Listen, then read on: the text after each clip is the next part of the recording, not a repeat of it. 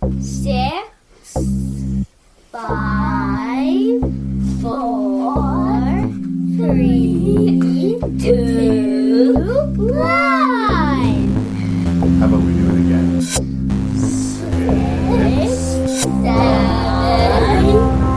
4, 3, 2, 1. I think I farted. Okay, let's try one more I time. definitely. Ready?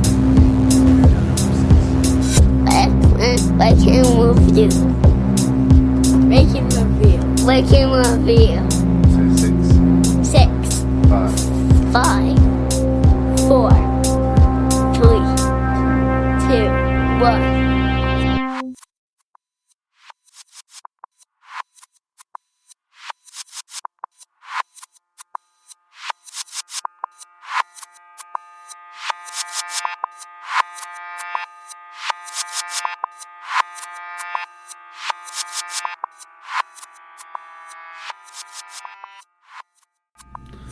Hello and welcome to the episode 190, RNR versus Phantasm.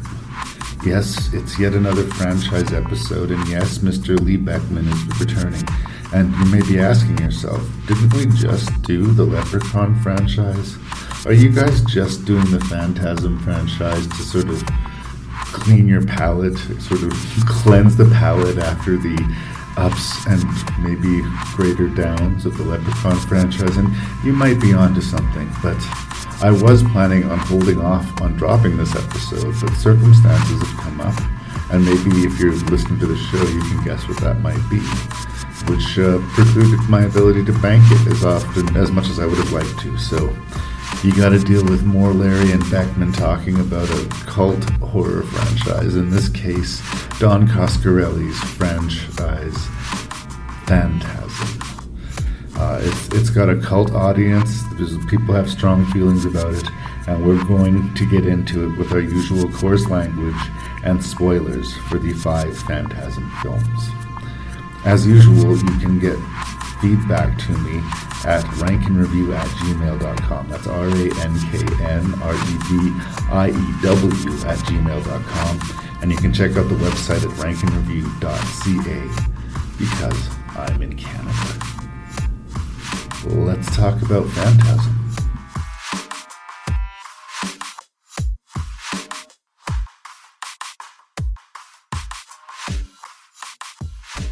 All right. Believe it or not, Rank and Review listeners, Mr. Lee Beckmann is back on Rank and Review. And believe it or not, Rank and Review listeners, Lee Beckmann and your host and rounder Canadian Larry Parsons are going to take on another franchise this episode. Woo! It is the Phantasm franchise. And yes, there's only 5 entries thus far into the Phantasm series. But, I mean, I don't feel like we need to apologize for this. We did 8 Leprechaun movies. We did 9 Nightmare on Elm Street. So we're allowed to do 5 Phantasms. Everybody else can just suck it up. It's a free podcast, people. You know what? Everyone else can just sit right down. That's all I'm saying. So, what's your relationship with Phantasm? You offered this as one that you'd like to do. Was it like just one that you hadn't been that familiar with, or one that you wanted to revisit? Well, definitely one a little bit of one I'm wanting to revisit.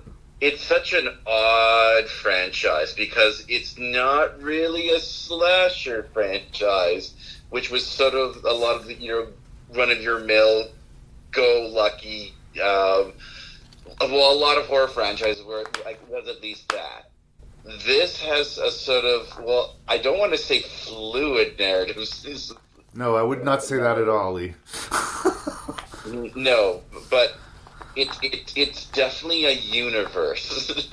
So it's just an odd. It's really out of the horror movie franchises. It's probably the oddest.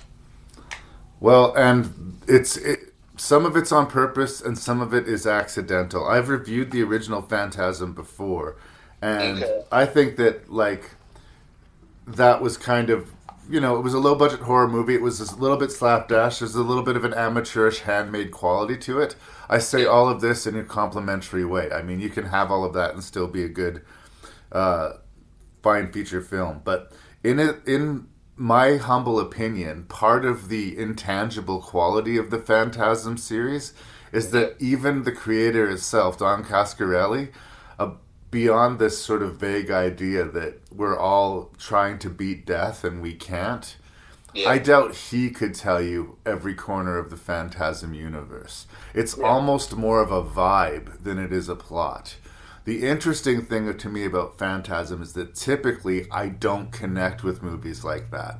Typically, I'm much more disciplined toward character and story. Like, tell me a yarn, unspool this story. If it's got familiar elements, use them well or surprise me with them. This is much closer to this dream logic, stream of consciousness, crazy narrative. And I think in his sort of let going of that, some of the horror and the abstract kind of works in a way that I'm talking out of my ass, but I think like Phantasm, especially the first two, work for me the way a lot of David Lynch movies work for David Lynch fans. Yeah. In that I just enjoy the wild darkness of the imagination almost more than anything else the series has to offer. That's a fair compliment and criticism, yes. Yeah. But, I mean, it's also, I have to admit, Lee, a breath of fresh air to be talking about this coming off the back of the Leprechaun franchise. All due respect to our little green pal. I mean, You almost sound bitter, I think. Well, I just feel like there's a lot more room for exploration and play. There's a lot more potential to this series. Yeah. For that reason, I think that I'm going to be harder on it in some ways. Okay, no, and that's fair. And I think we have more of an auteur at work. Except for the last one, I believe they're all directed by Coscarelli. Am I wrong about that? You are not wrong. As much as I've just said the villain is chaotic and all over the place, it is at least all from one brain. It's not in one of these too many cooks types of situations, or just what this next guy's interpretation is, which we bumped into in some of the other franchises we've talked about. There is a uniformity to the crazy world of Phantasm, I guess. Yeah. See, I can't tell if Don Coscarelli is either the Andy Warhol of the horror cinematic universe or just really some sort of odd madcap genius. And I say this with all due respect to Andy Warhol. Well, I don't think Coscarelli's necessarily thinks of himself as a horror guy. No, he doesn't. He's a filmmaker, but his films are all distinct. Like, they might not all have horror elements to them, but they're all sort of fiercely, originally, Coscarelli joints. You can sort of, he's coming from his own point of view. Apparently, he made a movie for kids, and there was a scene where he had a jump scare in it. Yeah. And that was the biggest reaction when the theater full of people saw his movie, was the jump scare. And he thought, maybe I should try a horror movie. Mm-hmm. And that's where Phantasm starts. Just a guy, a camera, and friends and family of his, literally people he knew in his life, made a movie. And 25 years later, 4 sequels later?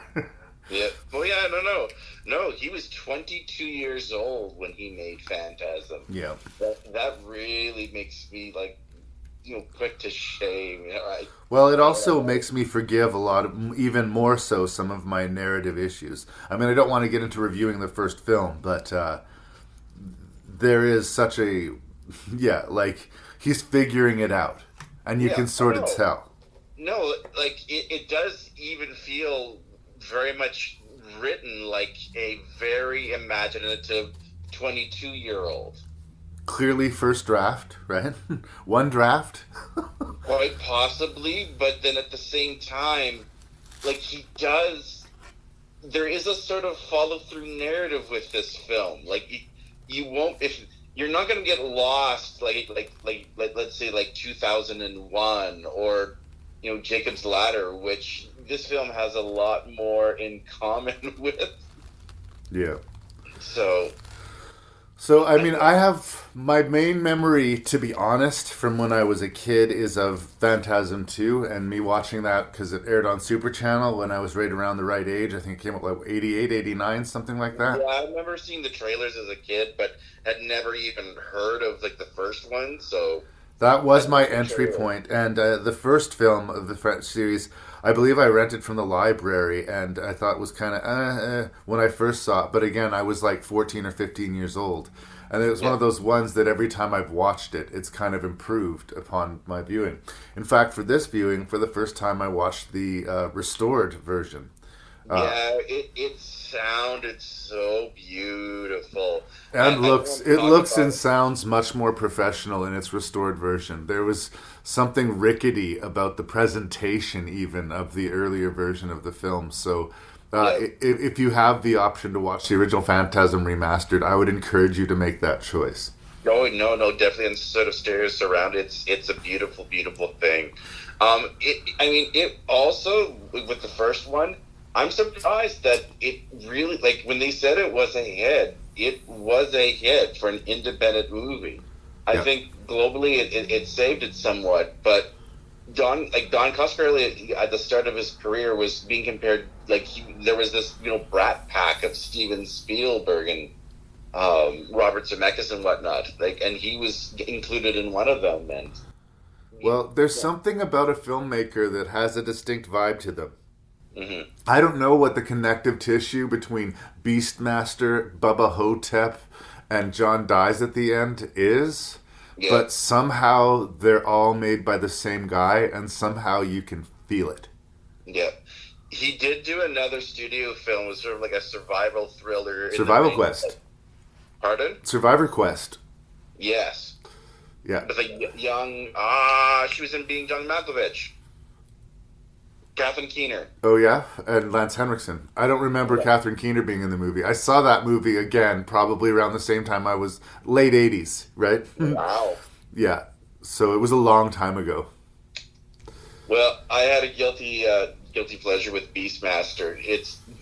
It clinks and cracks along now, but if you're in that sort of 1980s barbarian kind of vibe, it does float the bill. Well, and again, it's low budget, but it's ambitious. It's really going for a big scale fantasy, and it has no business trying this. They have garage sale budget, but they're going at it like they're Walmart for some reason.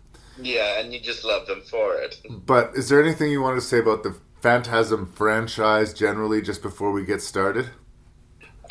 No. Well, I think I've already let it out of the bag that it's just this really bizarre stew of a lot of other horror movies of the time. I don't know, and I've already said too much. I'm glad it exists, and I'm glad Don Coscarelli exists. That's I think all I'm going to say. Oh, also, I remember what I was going to ask you. So Coscarelli has basically said, even with the first one, that this was his sort of examination of death and what would happen. And since the tall man is essentially his sort of symbolic version of death, are Mike and Reggie really the heroes of the story?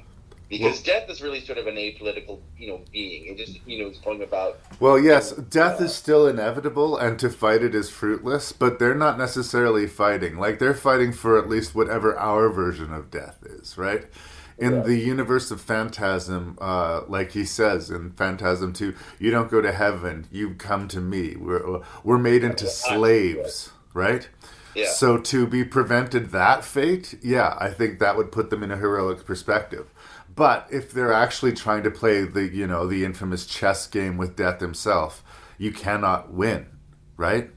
Yeah. It's the great curse of being alive. We are born to be, full of thirst and hunger to protect our lives. And the one guarantee that our life offers us is that someday we're going to die. Yeah.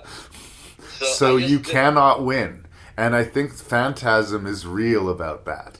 Yeah. I do find it interesting that when he first made it, he saw it as a one-off. Absolutely he did. And he said, the tall man wins, death wins, the end.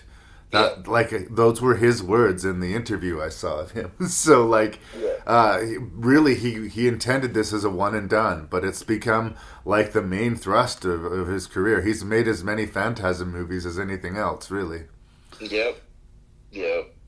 So Lee and I are going to go a week at a time again, more or less. We're going to do the first two now because I failed you last week, and I apologize, Beckmann.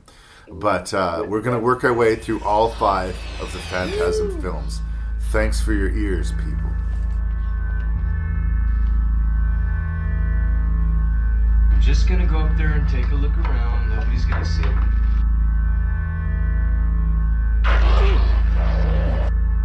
What about Mom and Dad? They're up there too.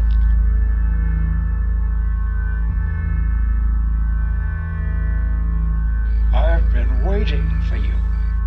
But I just can't figure out why. Why they're taking these bodies and pushing them down to have sex. Crushing them. I'm sorry, Daddy. But we had to.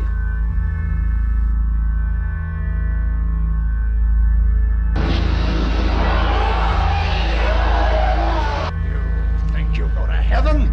Don't fear.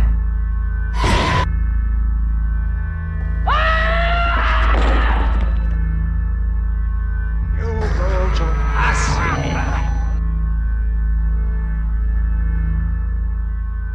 Don Coscarelli's Phantasm. I believe I mentioned in the introduction that I finally watched the sort of restored, remastered version of it. And the time and technical energy they put into that does the movie a great deal of favors. It looks and sounds so much less amateurish, and it still has its creaks and moans. Make no mistake, you can still tell there's a lot of first-time actors, and they have 1 or 2 takes at best to get these things out. Yeah. And yes, there are lines of dialogue that just burn my ears.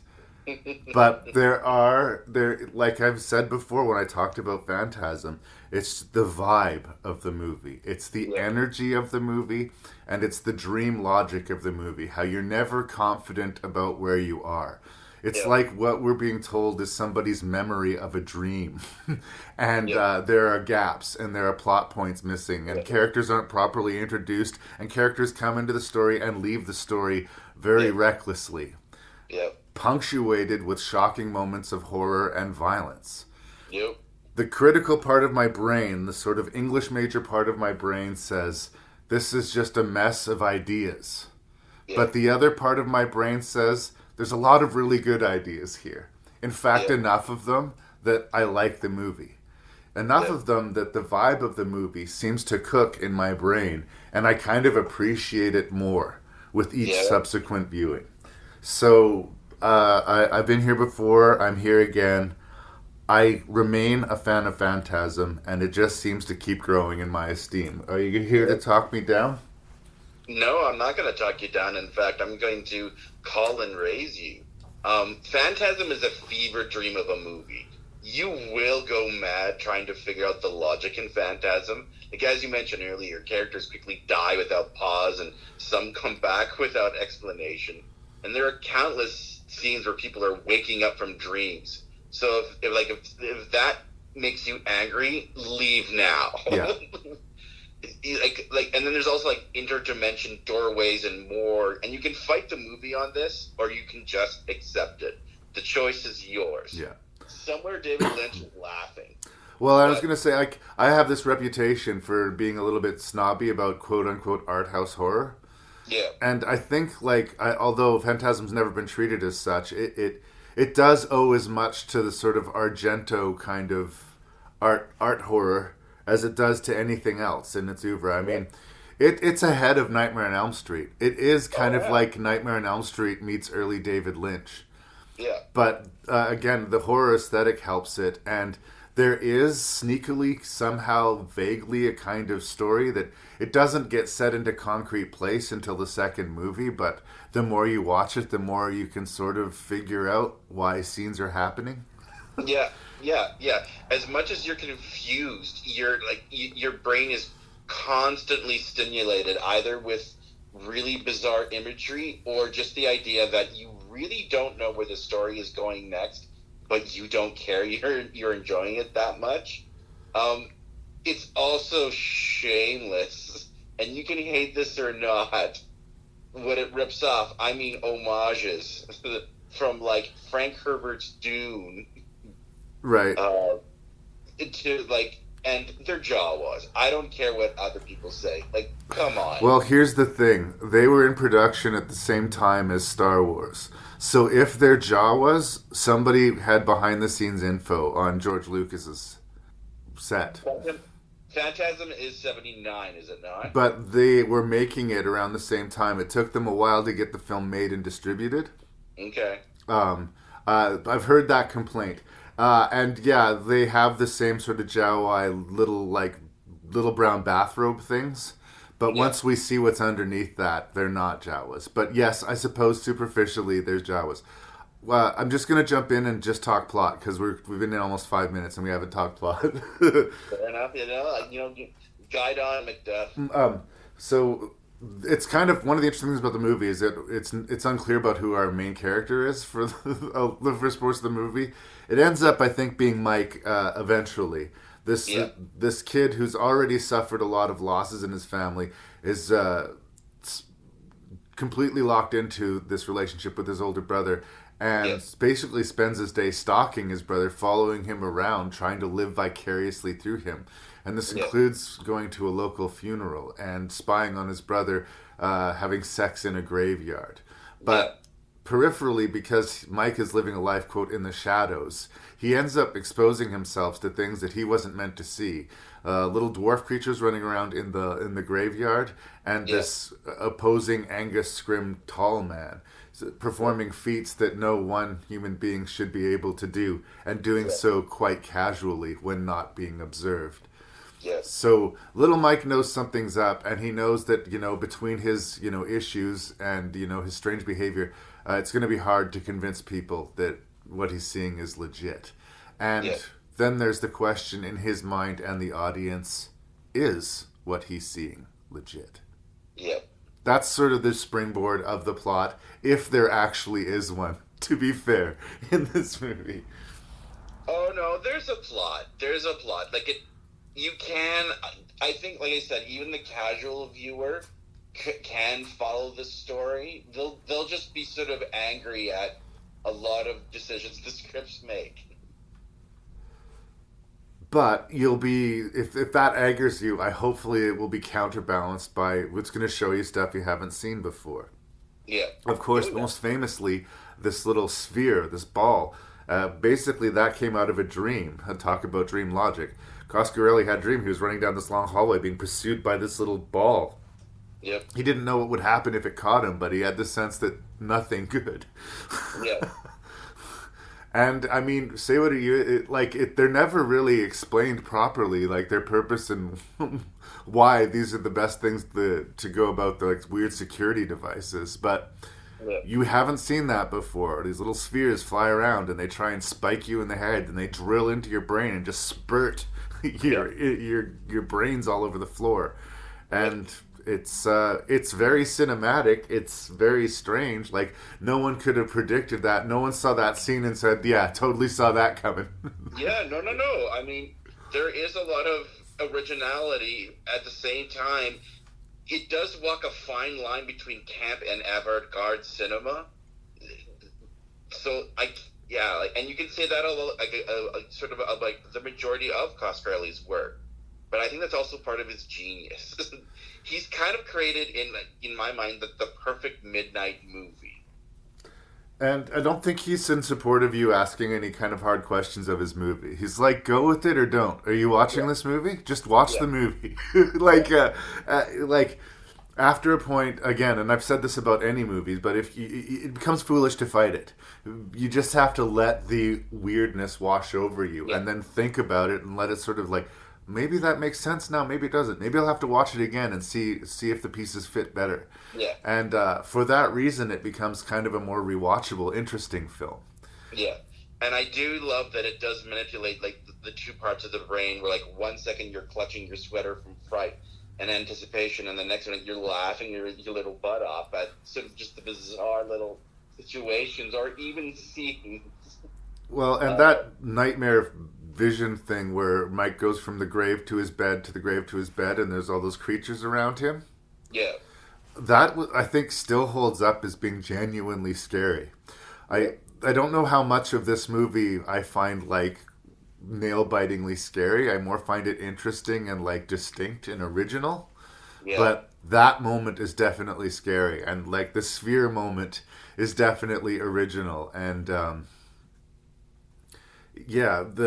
moment where the tall man walks past the ice cream truck and he gets hit by that blast of cold air, and it sort of like freezes him for a second. Like he reacts to it.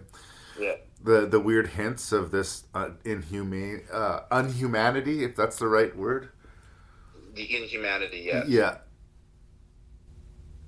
I just also love the balance of really quirky humor that he follows his eldest brother Jody and watches him make love, a really perverted scene, and all of a sudden gets scared off by, we'll call them dwarves, I guess, out of respect. Yeah. And he comes running across the scene as his brother just continues to make love to, in essence, the tall man himself, which is also just more bizarre. In a graveyard. And again, like none of that scene makes sense in its isolated pieces. Yeah. I also love it when filmmakers do this, when they start their movie in complete black and then bring up the sound. Spielberg does it both with Jurassic Park and Jaws, and it's just a great way to sort of settle your brain down and activate the hearing senses, which is, really gets the imaginary juices flowing. I love when filmmakers do that, and that's how he starts Phantasm, especially with a really cool acid jazz score. The synthy kind of like Phantasm theme is very Giallo to me. Again, I go back to the Argento Bava influences here. Yeah. But I am going to mention the score by Fred Myrow and Malcolm Seagrave. It is this sort of like acid jazz score that melds with, I was going to say Gothic synth style. I was going to mention more Carpenter, but you can definitely mention the Goblins and Argento as well. It's definitely of that vein. Oh, and I've heard lists of it as far as like horror soundtracks that you can listen to by itself and just be as engaged by it. It's not necessarily reliant on the film. It stands alone as good music. Yeah. For some reason, I sort of, reference it. I sort of connect it with the score to Hereditary. Well, I forget the composer's name right now, but he works with Ari Aster quite a bit. But that score and this really have, to me, sort of have connective tissue a lot. They somehow make jazz scary, and they make certain instruments I never thought could provide fear scary, and I applaud that. So we've been I like the score too. We've been focusing on the positives, but I think we need to be real. Okay. There is some negatives here. No. Yeah. I think some of the acting is wonky. Okay. Yeah. And I think some of the writing is janky. Sure. It's not just like that, like the scenes don't make sense, or the order doesn't make sense, or is this a dream, is this not a dream? Like, what's that line when he's complaining about all the weird things going on? Are you sure it wasn't just that retard from up the street? Yeah. Yeesh. I'm going to say a third of the things that come out of Reggie's mouth in this movie. Not working for me. Don Coscarelli is trying to slowly mold this Ash-like figure out of this Reggie Bannister. And, we'll talk to it as his character progresses. But if that's the case, this is very definitely the meek, embarrassing version of Ash from Evil Dead 1. Like, he has not acquired cool to me yet. And if he ever really truly does. Let's be clear. Reggie is a creep. Yeah. He's this creepy older person who probably still likes to hang around high school in his small town. No, he sells ice cream as an excuse to hang out with the youngins. Yeah. No, I'm glad where they take the Reggie character as the series goes along. They do right by him, making him a sort of Ashley J. Williams style action hero, but he does not have the charm of Ashley. No. He doesn't, but That's a tall order to ask of anyone, to be fair. And the other bad writing issue is the absolute vanishing of Michael's older brother in the third act of the movie. yeah, that one was poorly timed. Like, it just feels like that actor suddenly was unavailable, so they just very roughly unplugged him from the movie. And, like, you can feel it. Like, oh, no, your brother died in a car accident. You've just been dealing with shit. What? Even in a movie that had been narratively kind of all over the place, that felt abrupt and it jarring, you know? Well, and it comes so like it comes as the climax. Yeah. It's really part of the denouement, and then we have this sort of shocker, evil wins ending. Yeah. So the emotional payoff for the viewer, you're just like, what? And when at the end, as much as it has that famous big jump scare at the end, it's not so much like, well, it's satisfying, but you're also wondering, well, what did I see? Like, what was real and what wasn't that I watched in this last 100 minutes or so of my life? Yeah. And again, generally speaking, if you're going to do with one of these it's all a dream things, yeah, you really got to fucking earn it. I typically don't go for it. I mean, every now and then they'll pull it out, but generally speaking, it's not my jam. But again, I think all of the pluses kind of overtake the flaws. But I just didn't want to, give the impression that it was a perfect piece of horror cinema. It is. It does have its rugged charm, and it is handmade, and it is amateurish. And one of the things that I love about the movie that hits me in the feels is that movies like this don't exist and won't exist anymore. Yep, I know. There's a lot of really good homemade movies out there. Believe you me, I like to think I made one. Yeah. That just languish because there's no fucking movie stars in it. Well, not only that, but there's not a lot of movie theaters open right now. Yeah. But I mean, they're not looking for some, lo-fi, outsiders to make a successful indie horror movie. Like, no one's looking for that. Yeah, that's true. The platforms like YouTube have definitely erased it. Where, so Joe Bob, your uncle, who wants to be a film director, gets to play around on YouTube. Arguably, the last time it happened would be what? Paranormal Activity? Yep. And even that guy, he was an industry movie in Los Angeles guy. Like, he managed... he's been around for a while, actually. Yeah. But the idea that, some guy can get a bunch of his friends and families together and make a movie with enough imagination that it overcomes all of its flaws and finds an audience. Those movies are gone. They're gone. And for that, I think, let's celebrate Phantasm all the more. Yeah. I also love the scene where Mike is trying to convince Jody, of all the tall men and all the strangers, that things are not what it seems, and he has that severed finger.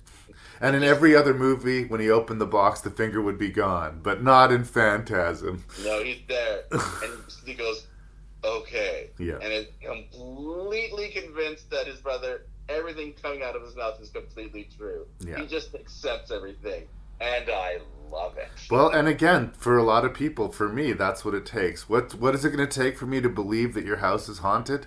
You can tell me all the stories of all the stuff that you saw, but honestly, it will be the time where I turn that corner and I see that ghost. Yeah. Oh, yeah, you got me. Your house is haunted. Yeah. Good enough on Phantasm? I think so. I think so. But I also found him. The tall man.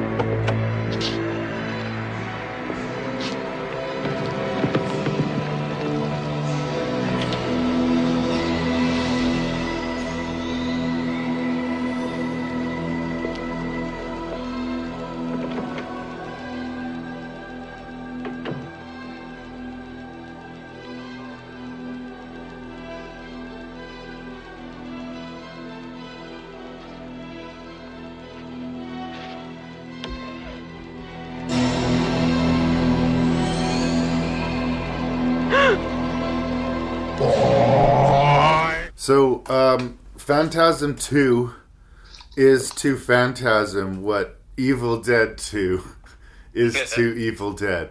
They got a bigger budget. Yep. They had a little bit of studio behind them, and Yep. there were pluses and minuses to that. The plus was that the production values went through the roof. The minuses, at least according to Coscarelli, but it might ended up being a good thing for the franchise, was that they kind of insisted that the plot be a little bit more tangible in this movie, as far as it being there at A, B, and C. Characters with a goal, a beginning, middle, and end.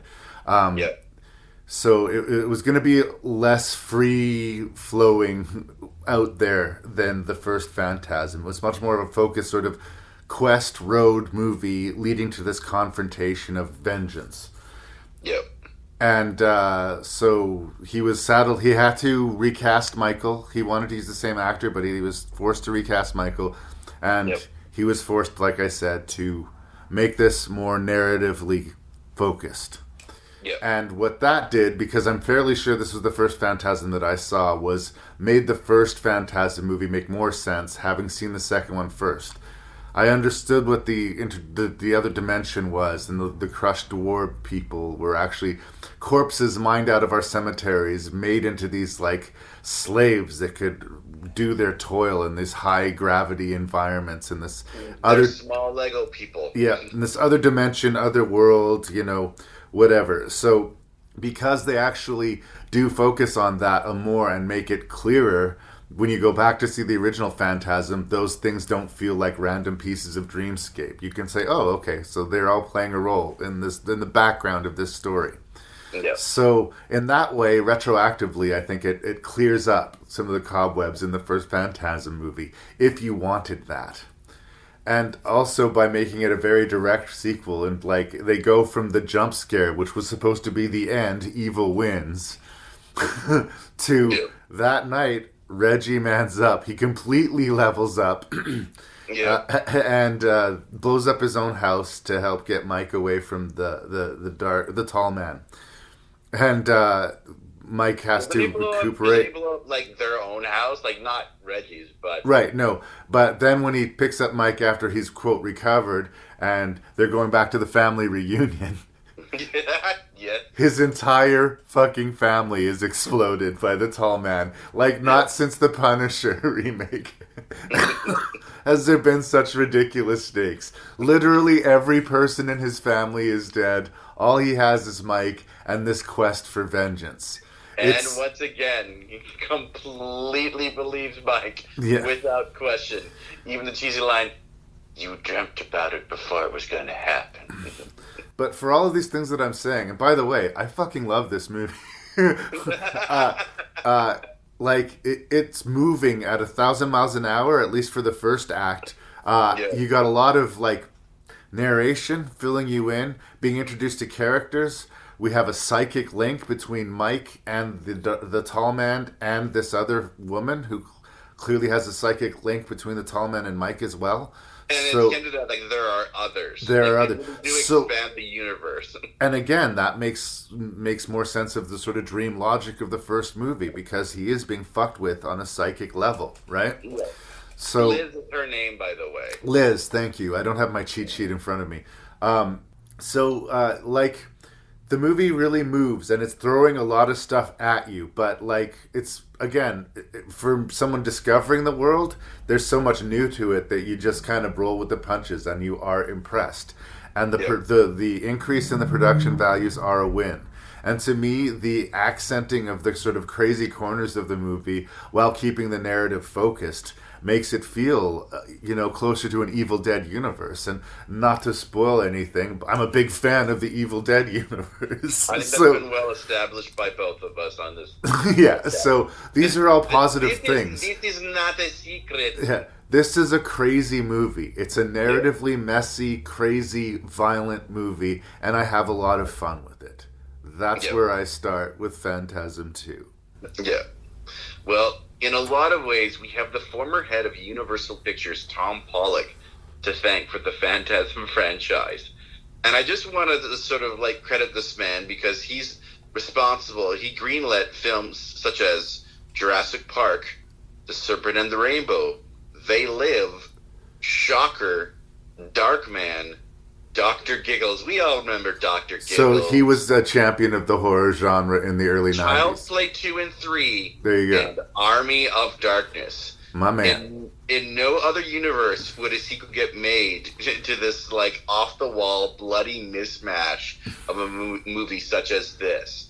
Like, Tom Pollock apparently was like a die-hard horror fan, and, like, this is almost a decade after the original film. That was, at best, considered at the time sort of like an art house hit. Cult underground horror hit, yes.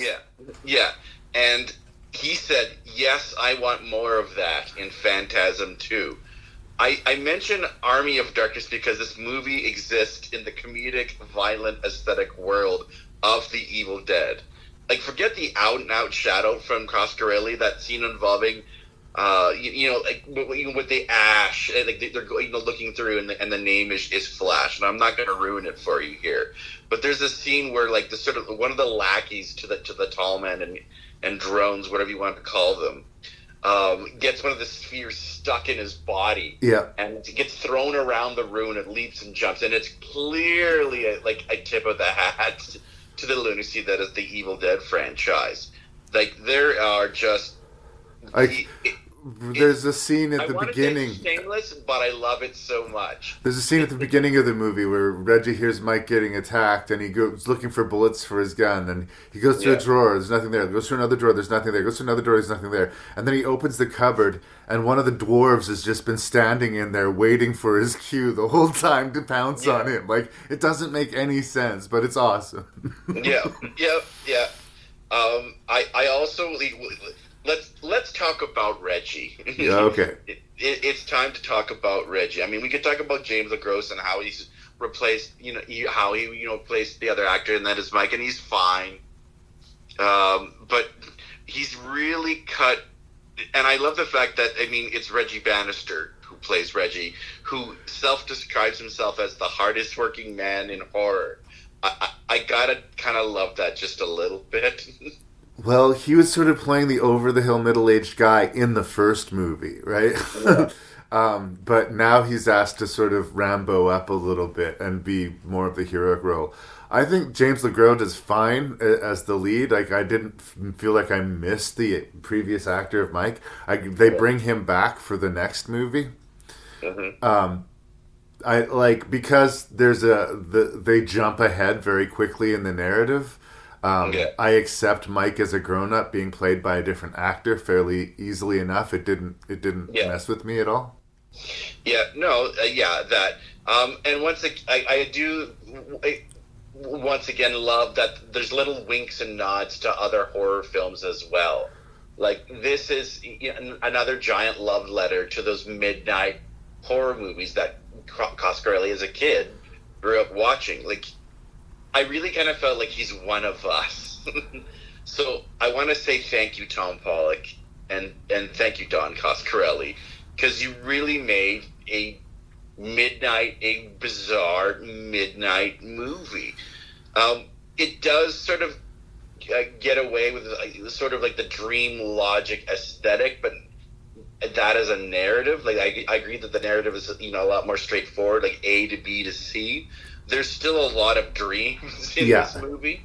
It's flat out telling you, like, this is the dream, and this is like the real narrative that you can trust. But this time with narration explaining everything to you in a way that he wouldn't have done in the original Phantasm movie. Sometimes the narration makes you go, "Oh no, stop! We get it. We get it." And I do think that, as much as I love the movie, like, the beginning really moves and the ending really moves. There is a mid-movie sag that happens. That's right. Like the pacing of the movie is odd. That was one thing I was going to say. Like, it felt draggy at some point, and then it picks up again. Yeah, I would definitely agree with that. I also don't want to undersell the effects. K&B Effects as a company did not exist yet, but the main three components, including Greg Nicotero and Kurtzman, worked directly on Phantasm 2. There are some great prosthetic effects in this movie. That opening monster where they go to, like, one of the towns uh, and it's a trap basically where Yeah. it's This creature sort of comes out of the spine, out of the back of this vision of the character, the female character. And again, great effects. The sphere being lodged in this guy's face, like in the maw of his mouth, and like spinning, like it's still trying to dig its way out somehow. yeah. Wow. Yeah. I do also, I love the attention to details, with the sets, with the graves and the house in the back, and you can see some map paintings at one point. I love stuff like that. It's a marriage of prosthetic effects and, well, effects of the time, but some of them are strangely old-fashioned.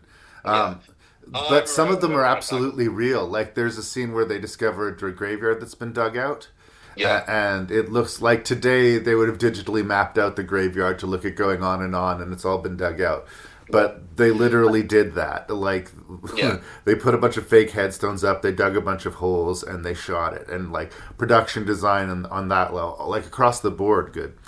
And much better acting all through the proceedings than in the first movie. A lot more competent actors. Yeah. The drunk priest who hangs around long after he knows things have gone south. Yeah. Like, I don't know what he thought he was going to accomplish by staying, but he gives us sort of the updated sphere death of this particular movie. Yeah, no, his character is to really function as the payoff for bringing the sphere again. It follows that tradition of characters that come in and out of that movie without rhyme or reason, and that if that frustrates you, that it's here again.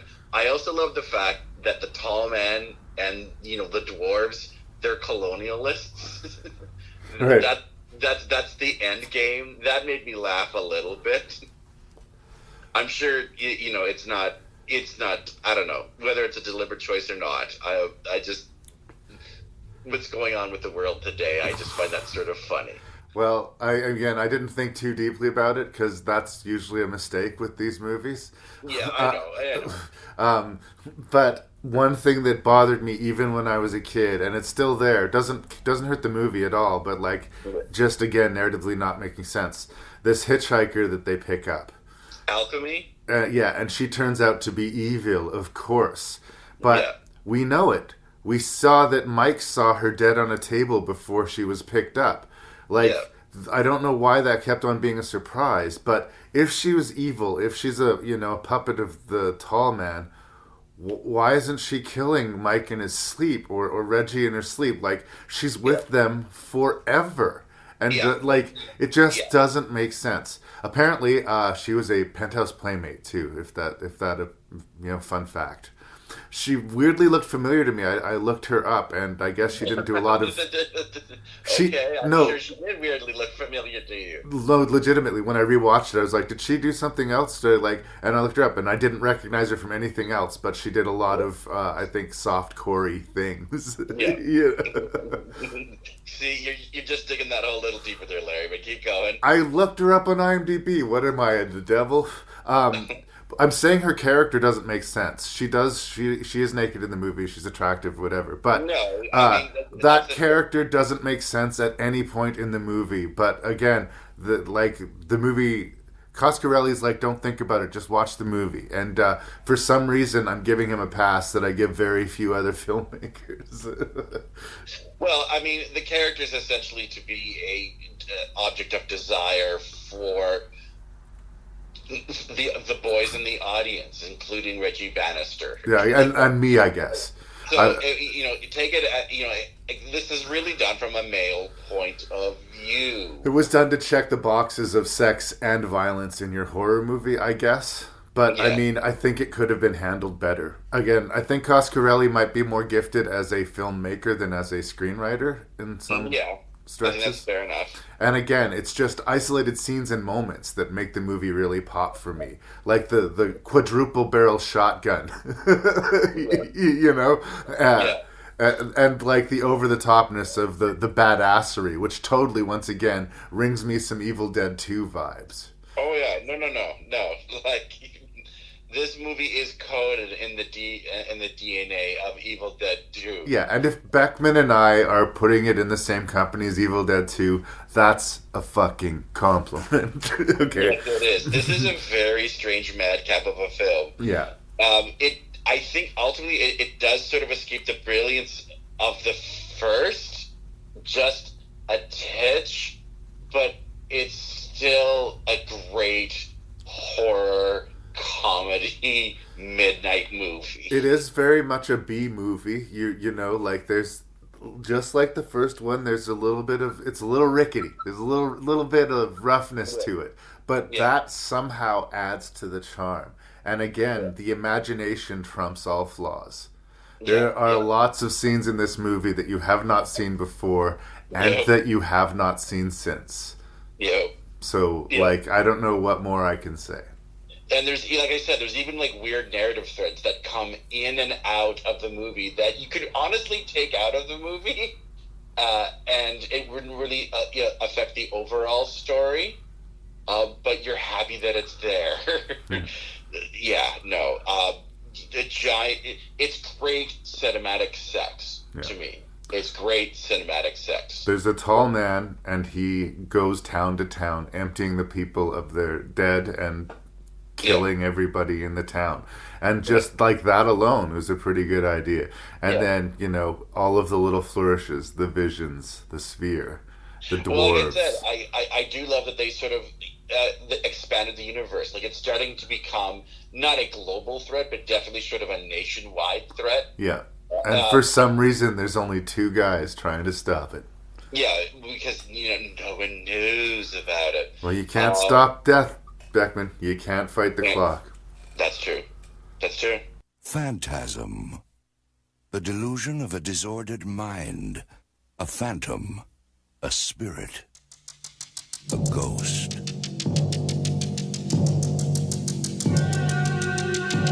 For most of his life, a young man has been pursued by a sinister force. Now he must learn the secret of the ultimate evil. Now it is time for you to come back to me.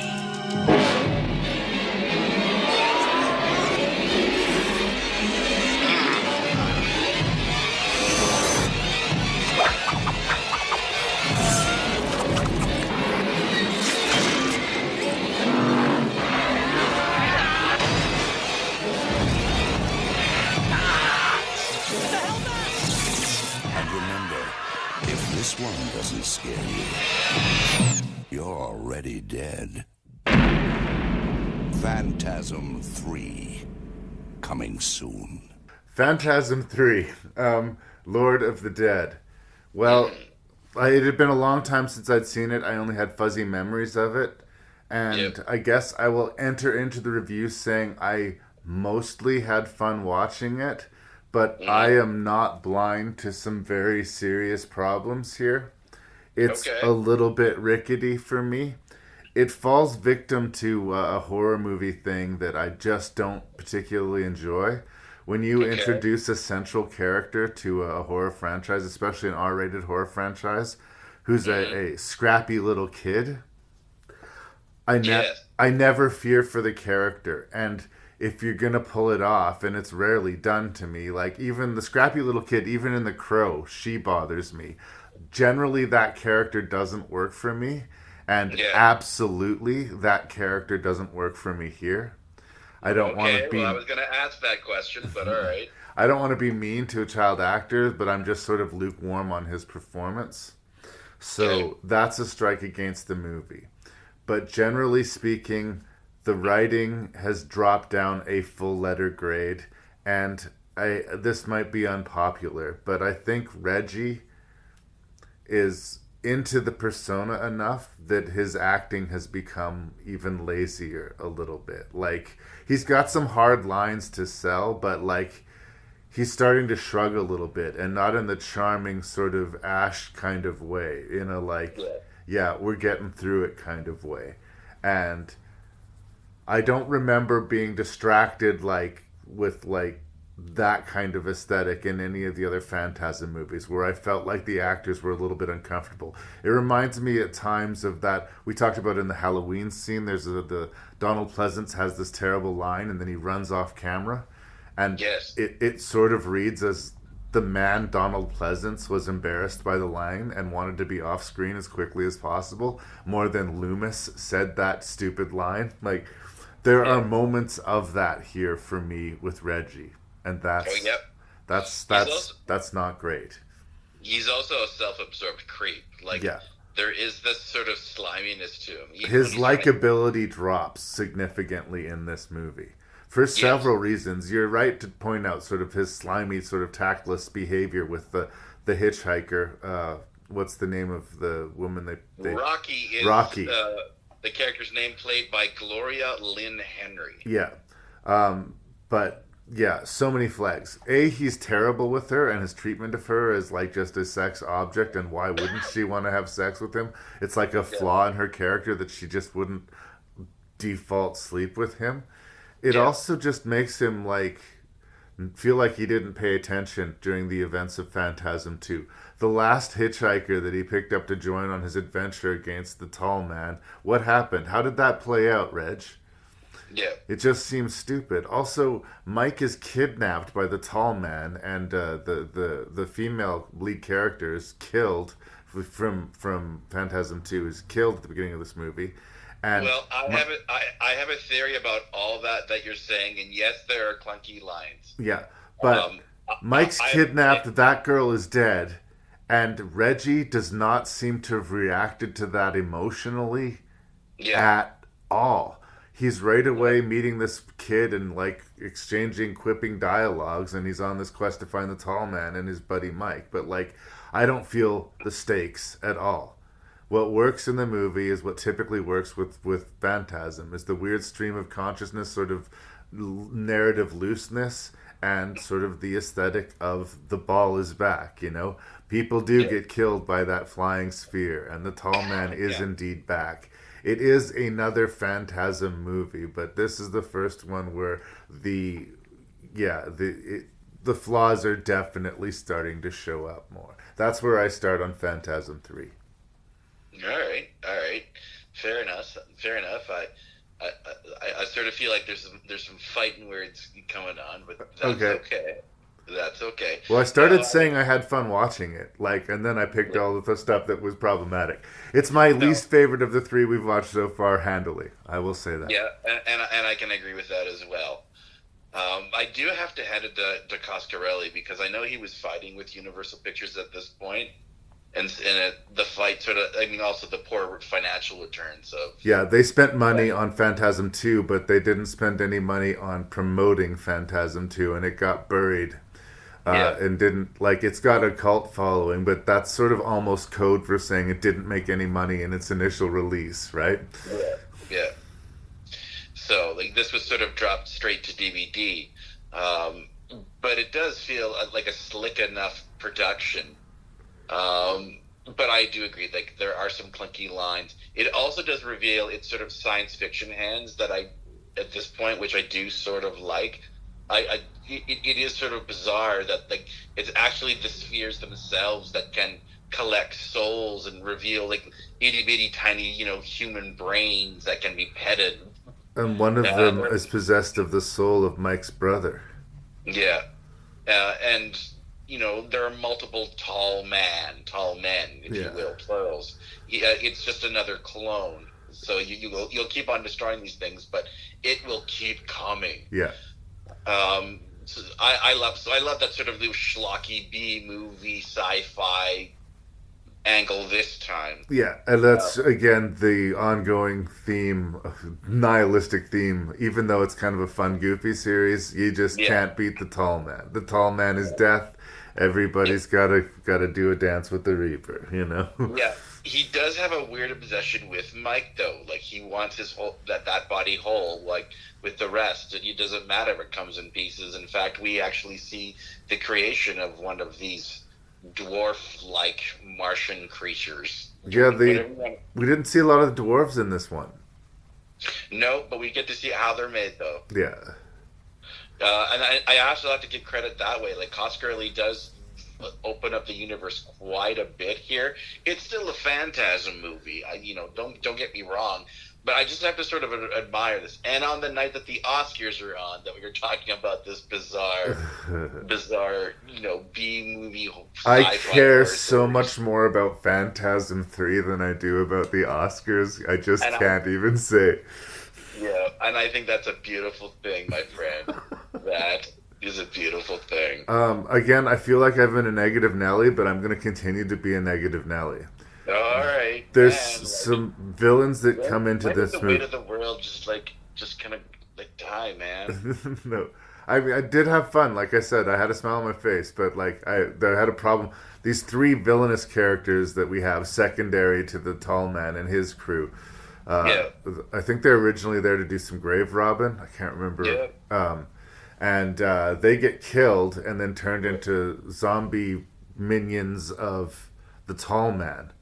And the female member first gets thrown out the car and completely obliterated under another car. And the other two should have died in what was an absolutely spectacular car wreck. Yes. But then they all show up again and are killed again in the third act of the movie. Yes. I guess again it goes back to the weird dream logic of Phantasm, but what are the rules of this world, you guys? Well, see, here I have a theory that we can discuss. Okay. I think every time they go through those portals, and they do this every movie, that they enter into another universe. It's a universe where almost everything is the same. Like a parallel dimension type of deal. That have died in that universe can appear in this one. Okay. So that's just a theory, but I don't know. Even if I somehow conceded that the two guys in the car somehow survived that explosion, that woman got completely obliterated under the wheels of that car. She was just a stain on the highway. Yeah, that one got in the feels. It made me cry. And again, fun stuff there. And even although I was I don't know why it couldn't have just been other minions of the tall man that they were fighting at this point in the movie. There is some memorable sort of violence in it. No, I mean, I loved when the balls were trying to get out of the bodies. Even that sort of reveal that they could come on out of the possessed animated zombies. They are literally called zombies at the end of the movie. And I also have to give a shout out that they let Rocky live. I think she is so far, one of the only supporting characters that actually makes it to the movie and does not die, does the smart thing and says, I'm out of here. Yeah, this was fun, but no thank you. Yeah, I'm not going down this road. So I have to give a shout out there. Well, and I did like Rocky in all things except for Reg's fucking fantasy sequence. Yeah. He hits on her mercilessly, and she keeps on saying, "Dream on, old man." Much as Reg is in love with his own reflection. Locks him up, handcuffs him at one point just so she can get some sleep. Exactly. He's awful. And then he has this weird fantasy sequence, which part of it I like. I guess maybe he's having this dream of what his encounter with her would be like, but it's interrupted by Jodie. And Jodie's this emissary from the other side who's trying to give him this information. Obi-Wan? Yeah. And then he somehow manages to bring Mike back from the dream world somehow. Again, Phantasm. Anytime, it's the word in this world, it's not the wizard did it. We just say Phantasm, right?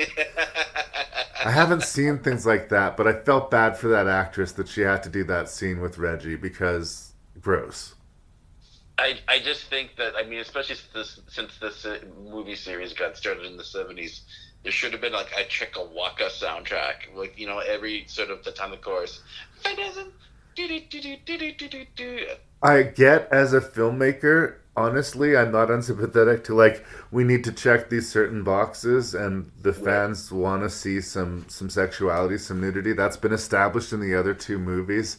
I think they could have found a more graceful way to handle that. Those scenes are clunky and uncomfortable. They're not funny. And they're not sexy, right? Because it's just we know she's not into it. Like, well, it's a fantasy scene, but like, I don't know. It makes me not like Reg. And again, the actor has, I think, he's got comfortable, and that's not been good for his performance. Yeah. I mean, I do also love, like, the little homages, like, the beginning that's with the Home Alone and the kid who's got, like, the clown with the spikes. And I do think he's also channeling Return of the Living Dead with those trio characters, especially, like, the mean, like, angry stud one with, like, the red wife beater. Yeah. So, that made me smile. Where do you land on the kid, though, generally? Well, for every scene where I wanted to strangle him, there was a scene where I liked with him. He didn't whine. He very much felt like he was very much sort of a victim to the narrative. But he seemed way too smart for a kid as well. I'm not a kid anymore. Yeah, he didn't feel battle scarred to me necessarily, and that would supposedly be his story. But he just, for me, constantly lowered the stakes. I was never scared for him. Whenever he was on screen, there was no jeopardy for me. You know? Well, I do like the fact that he is dead and gone at the end, though. Well, I don't know. We'll have to see where we go for the next one. All of the Phantasm movies end in a very dramatically precise cliffhanger mode where we think that the tall man's been defeated, but no, he pounces out from a mirror from behind some glass, and he has not. And they're constantly very enthusiastic and willing to retrofit endings. So it does. It feels very pulpy, science fiction-y, almost like a comic book movie. Dark fantasy is almost where I would put it at this point. Well, I'll put almost, it. Sorry. Like it almost sort of seems in the sort of same league as what Hellraiser soon becomes very quickly, is this sort of dark. Well, Phantasm is a lot more humor, where Hellraiser is very, very dark and serious and moody, but very, very dark fantasy, like not very scary at all.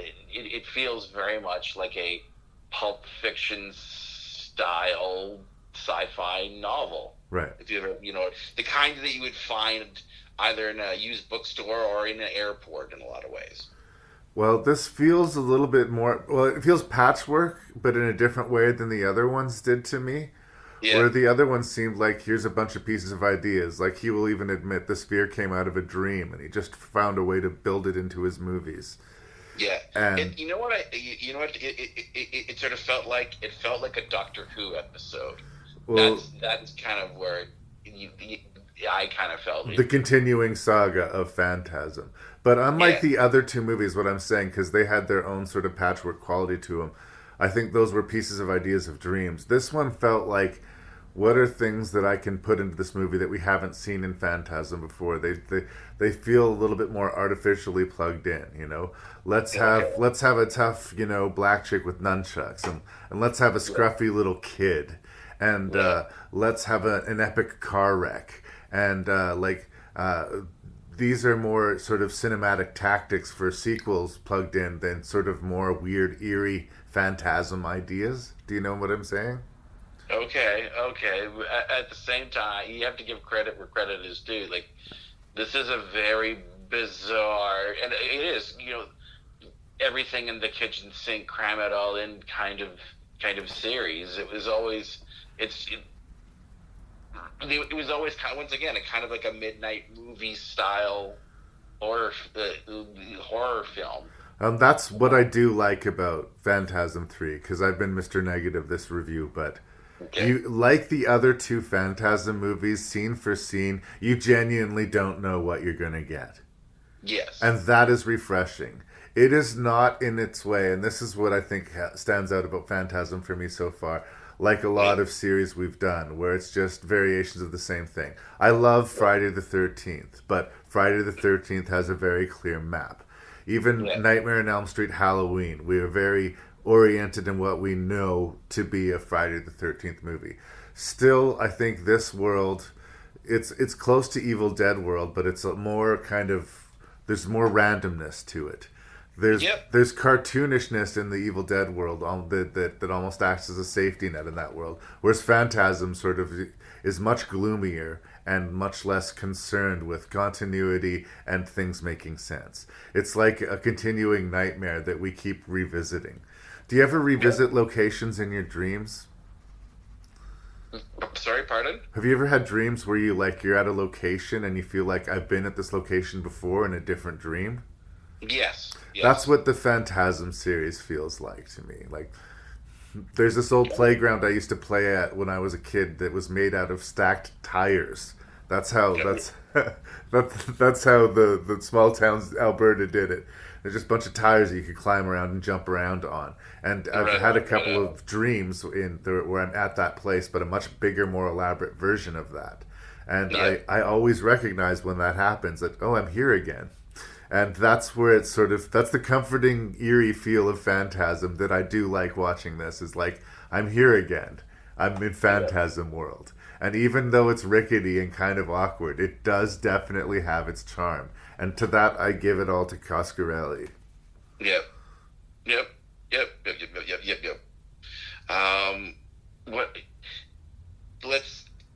Let's talk a little bit more about Reggie. Okay. Okay. Do you think he's aware that he is going through different dimensions? Again, it depends on how seriously you want me to take the world. Like, again, he's on vendetta mode. I don't know that he's aware of it, but if he was, I don't know that he would care. Okay. Like, if he could spend the rest of his life just killing the tall guy over and over again, I think he's okay with that. Okay. Because, he blew up his entire family in Phantasm 2.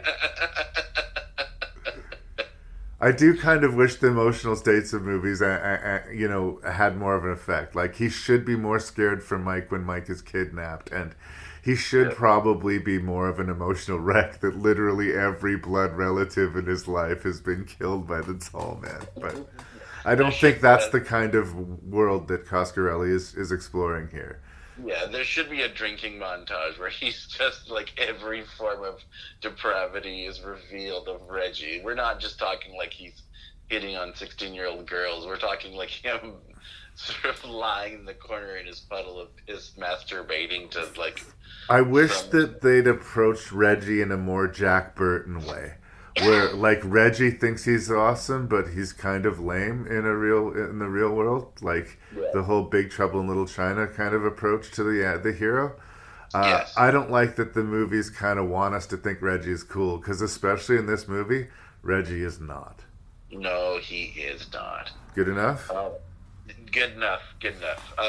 Anything about what happens to Michael? Anything about what happens to Michael? Yeah. Oh, well, I guess that's the big cliffhanger. He's possessed and he asks Reggie to leave him alone. So where do we go from here? But that will be explored next week, I hope. But not only that, but the original actors are back. Yeah, that's true. I didn't particularly miss LeGros, although I didn't think James LeGros sucked or anything like that. But I don't know. I like that Coscarelli is loyal to the cast. In fact, without spoiling anything, we may see this loyalty come back again in future installments. For 20 years, the secret of the spheres has remained a mystery. Now, two innocent people are about to confront the ultimate evil. Now, this won't hurt a bit. Well, maybe just a little bit.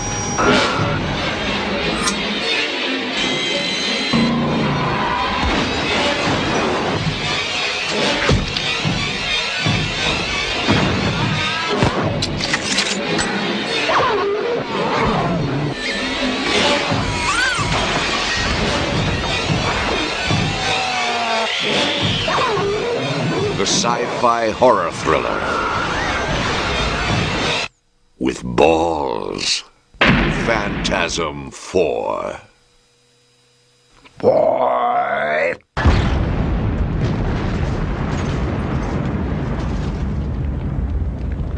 Phantasm 4 Oblivion, or the chapter of the Phantasm series where Larry suddenly questions everything. Yep. Like, honestly, this is a weird one because a lot of it, the narrative is split almost in half. We have the story that's going on with Mike and the story that's going on with Reg. Yep. Neither of them are particularly great this time around, but we also have spliced into it, apparently, this recovered footage that he thought was lost, built from the original Phantasm movie. I don't know if I blocked this out or I had no memory of this, but the weakness of this one standalone entry has made me question the validity of the entire franchise. I can understand that. Like, the scenes that were cut out of Phantasm, because it seems now they were lost, might have been the stuff that made Phantasm kind of make sense. So the whole, thing that I've been going on about praising the series for is its strange dream logic, stream of consciousness thing, might have been, at least in its inset, accidental. It might be a movie that was liked for its flaws, and that's sort of built within Coscarelli, this idea that he could do no wrong. Yeah. And because I'm a lover of genres, I went with him a long way. I cannot go with him all the way to Oblivion. I can't even, I'd love to describe the plot to you, but I can't even adequately describe. Mike goes on his own personal vision quest to try to get the orb removed from his brain. And Reggie, having lost his little kid sidekick, apparently he was killed. There was a deleted, or a scene written where that kid was killed, but we don't see it happen. And Reggie is neither mourning the kid's loss, nor, seeming to be questioning where the kid went. He just moves on in that very Reg way. Oh, Mike's missing? Well, let's move on. Oh, well, the only time he reacted emotionally was when his entire family died, I guess, is that one over-the-top, oh shit moment, but... Yes, but look how he reacted there. It was sort of There is a, I guess, surprising scene where some spheres erupt out of a woman's breasts, and there's a scene where Angus Scrimm plays a friendly person, not the tall man, and it's so weird to see him play somebody who's got warmth in him that, you just... somehow it doesn't compute. But the movie doesn't make sense to me. The movie is empty and frustrating, and my first solid thumbs down of the Phantasm series so far. That's where I start. Well, I think we to give a little history on how Oblivion happened, was that there was one Roger Avery, and for people who don't know who Roger Avery is, he's the writer-director of Killing Zoe, and one half of the creative element of Pulp Fiction, who also happens to be a die-hard Phantasm fan. And he wrote a script, Phantasm AD, something along those lines. I forget the actual title, but I think it's Phantom AD something. And Coscarelli got hold of it and really liked it, but it was going to be a big budgeted movie, and I suspect, I haven't seen Ravager yet, but I suspect Ravager ultimately or Phantasm AD ultimately became Ravager, but I will find out next week. Anyways, they went on Hollywood to try and see if anyone would relight the film, but it was too big. Too much.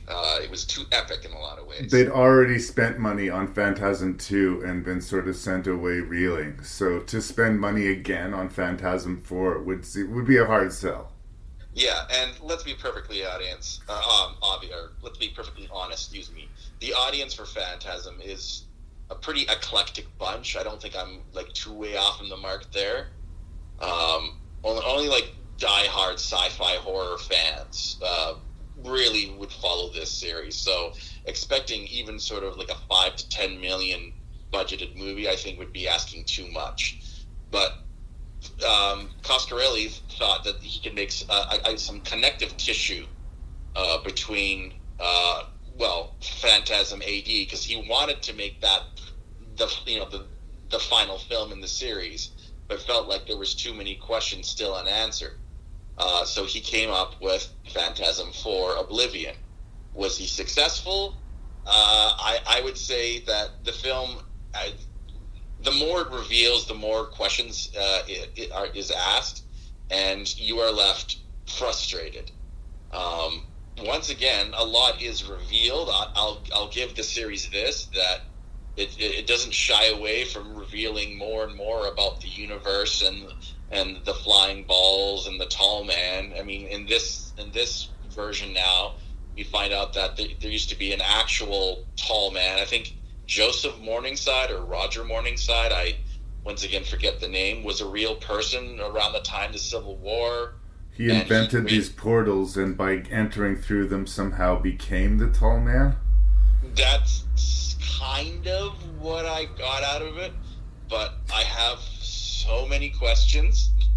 And if you were frustrated with the dreamlike narrative in Phantasm, you're going to be very frustrated with this. Well, it feels like, again, there's 3 narratives going on. I get, 2 with Michael and Reggie, and then we have these flashbacks to the original Phantasm, full of scenes we haven't seen before. Yeah. And in those scenes, we see essential scenes from the original Phantasm. Now, instead of Michael's brother being killed off screen and it being explained as a plot point, we see the tall man take him. Yep. You know, now instead of there just being a nonsensical jump scare ending to Phantasm, we see that, you know, them riding around in the ice cream truck at night very bizarrely, and that sort of being a weird ominous end, but like appropriate, right? Yep. But like just slapping them, I mean, it's great that those were found and that they exist, but just slapping them randomly into this movie, they don't fit. Other than it's the same actors, they don't fit. Like, it's like he was so happy to discover this lost glorious footage that he built the whole movie around it, and it doesn't work. I would have much rather him replug it into the original Phantasm and see what the original Phantasm was meant to be. But why would he do that when the original Phantasm is this cult fascinated like item? This is why I say this entry has rattled me as a Phantasm fan.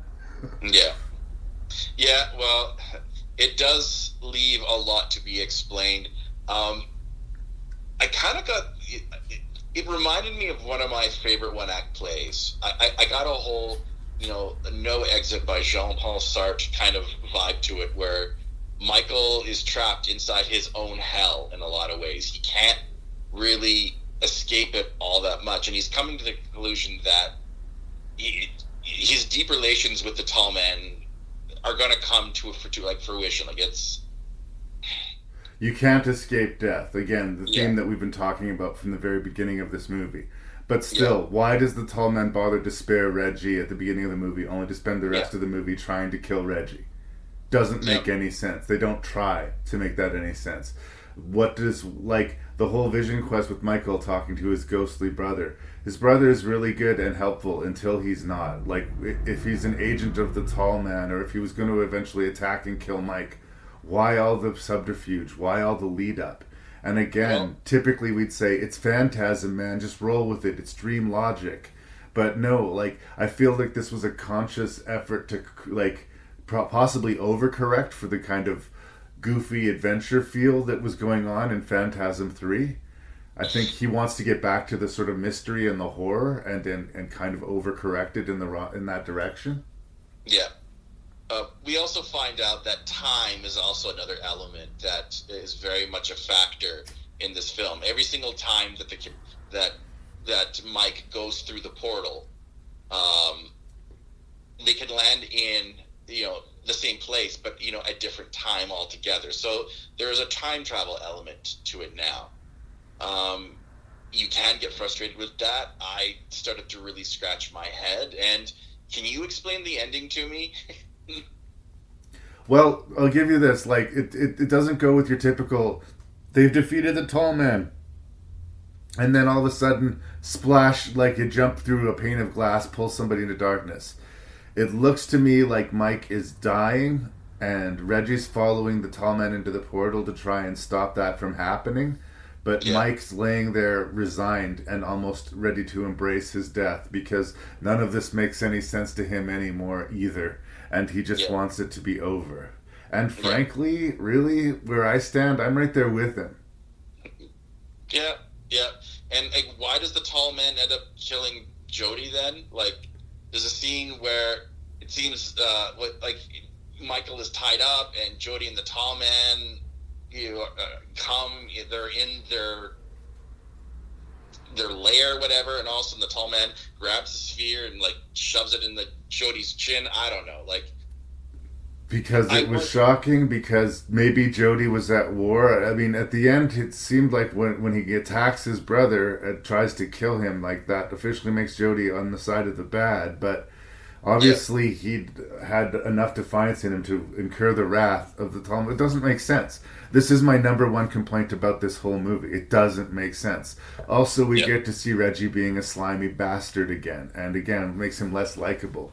And I hate to be picking on this guy, but once again, his performances just don't seem to be improving over time. Yeah, I know. I do have this theory, though, and maybe this is it's proven in the movie, but I think, like, why is the tall man obsessed with Michael? Do you know? Well, it's tied up in his origin, I guess. Yeah. He knows that Michael has to play his role in either inspiring the tall man to create this device or convincing the tall man that other universes exist. And without Mike traveling through the different universes to that point in time, that might not have happened. So he is the own cause of the tall man, maybe, kind of, sort of, but it's really fucking sloppy. Like you never want to get stuck with time travel. That always gets weird. But like, if the tall man knows somehow that Michael is instrumental in the tall man's own existence, Michael has to live to a certain point. And I think what this movie is suggesting, it's to the point where he meets that Jebediah dude, whatever, the friendly version of Angus Scrim. Yeah. And that somehow inspires that scientist to perfect his portal or whatever the fuck it is. But again, is he a mad scientist? Is he an alien? Is he interdimensional? Does it matter? Well, I think it matters to Phantasm fans. I don't know, like this is tough for me because this film obviously demands your attention. It's not like, say, a Friday the 13th or a Halloween where you could turn your brain off and you basically know where the story is going A, B, and C. And if there's any surprises, you're shocked. Where this, it's trying some grand things, and I almost don't want to punish it for it. Like a lot of people, it's not like any other horror movie, and that is true. I will give you points for that, and that's true of the entire Phantasm series. It's very much its own thing, and I respect it for that. But like I say, none of the branches of this tree pay off for me. It doesn't even really pay off in the gore that much for me. Yeah, but it's also the smallest budgeted of the franchise. This film even cost less than the original Phantasm. They had to shoot some of this out in a desert somewhere because they just didn't have the money. It's also the most talky of the series. Yeah, they wanted to be a more meditative, anguish, sort of psychological pain type of horror. Yeah. So, and I kind of wonder if that's also a budgetary reason as well. It's like, I don't know, man. It's like watching 2001 in some ways. Like, there's a film where it also has a bit of a dream logic kind of quality to it. It doesn't spoon feed you the answers, and you leave the film with more questions than answers and kind of go, huh? What? Yeah, but I didn't walk away from Phantasm before. I'm sorry, I didn't walk away from it like in awe of the universe and my tiny place in it. I don't even want to begin to compare 2001 to Phantasm 4. No, and I agree that 2001 is a far better film. But how I'm referencing or comparing it is that it's a kind of film where the narrative, it's not spoon-fed. Right. Where there are more questions asked than answered, and you leave the film kind of going, okay, what does this mean? What does this mean? What does this mean? And I will say that I kind of respect, to a degree, at least when I know the director has a master plan, if the director is okay with the audience being lost for a while.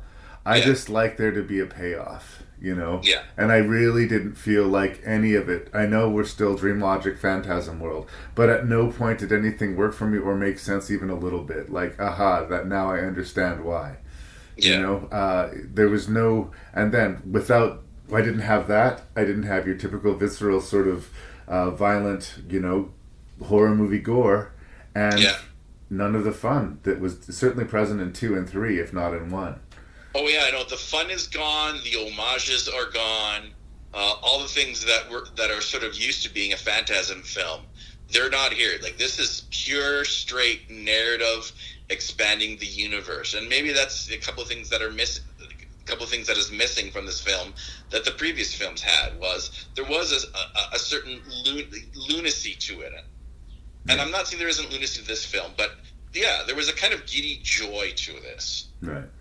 To the last films, where this was, we are trying to expand the universe. Here we go. I agree with you, though, that it is frustrating and it does sort of collapse on itself. It feels like it feels very much like the meat of a sandwich, and we're missing like the top slice of bread and the bottom slice of bread. And it would be a significant wait, by the way, after this movie for Ravager. Yeah. For fans. So, like, for a long time, this was where we'd left things. Yeah. So, yeah.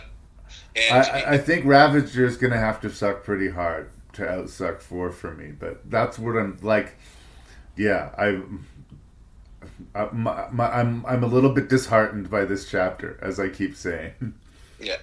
Well, I definitely, I feel frustrated as well, but I'm frustrated because I kind of enjoyed the first 3. Yeah. And admire that it is really like its own entity. Yeah. Like, there are, like, can you compare the Phantasm series really to any other film series? I can't. But it's feeling more like a happy accident than a work of a deliberate, you know, horror genius. Yeah, no, and I can buy that too, especially since it's been revealed that Phantasm was supposed to be a one and done, and then this all just happened for them. People wanted more Phantasm, so Coscarelli brought it, you know, and you know, I guess good for him. I don't have anything else to say. Well, I do think it sort of lies where this was supposed to, like, this was, you know, the prologue of another film. Right. Like, it was supposed to, you know, feed in certain holes that the last Phantasm film allegedly was supposed to ask. So it does. Like, it feels not complete. It does start right at the end, and like, clearly the tall man has plans for Reggie as well. Like, everyone is supposed to die at a specific point, I guess. You know? But I for guess. this particular chapter, there's no beginning, there's no middle, there's no end. Yeah. As for Reggie being sort of a slimy, you know, once again, and either he's got the worst memory in the world, or he's just an outright idiot. Or my theory is that every single time Michael goes through the portal, I think it's a reset for the other characters. They're aware of that something has happened, but at the same time, I think it I don't know. It feels like all of a sudden Rich's mind gets wiped a little bit. Why else does he keep on picking up good-looking female hitchhikers, wanting to sleep with them, and once again, it's a trap set by the tall man? Yeah, no, he never learns any lessons, and I think by trying to justify it through the portal usage or whatever, I think that's us working way too hard to defend Coscarelli. He just needs there to be a hot chick in each movie. That's what it comes down to. It's possible, but yeah. I'm oblivious to Oblivion. Agreed. I can't tell what's real anymore. So I wander, following the tall man's path of destruction. One eye out for those spheres, and the other for him. He is clearly delusional.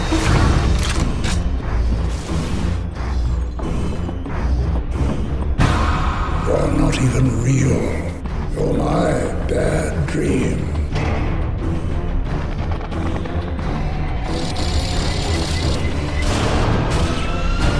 Stay out of my way.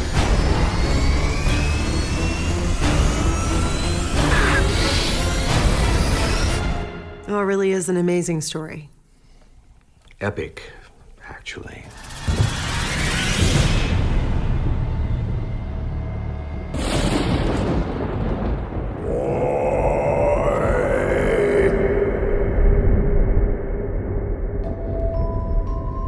So, Phantasm 5 Ravager. The final installment, I assumed, or I thought, or was told of the Phantasm franchise. Okay. I think it is a definite improvement on Phantasm 4. Yeah. I think the fact that Don Coscarelli got someone else to direct it maybe put some energy into the project. That guy was really passionate and excited about trying to make the best darn Phantasm movie he could.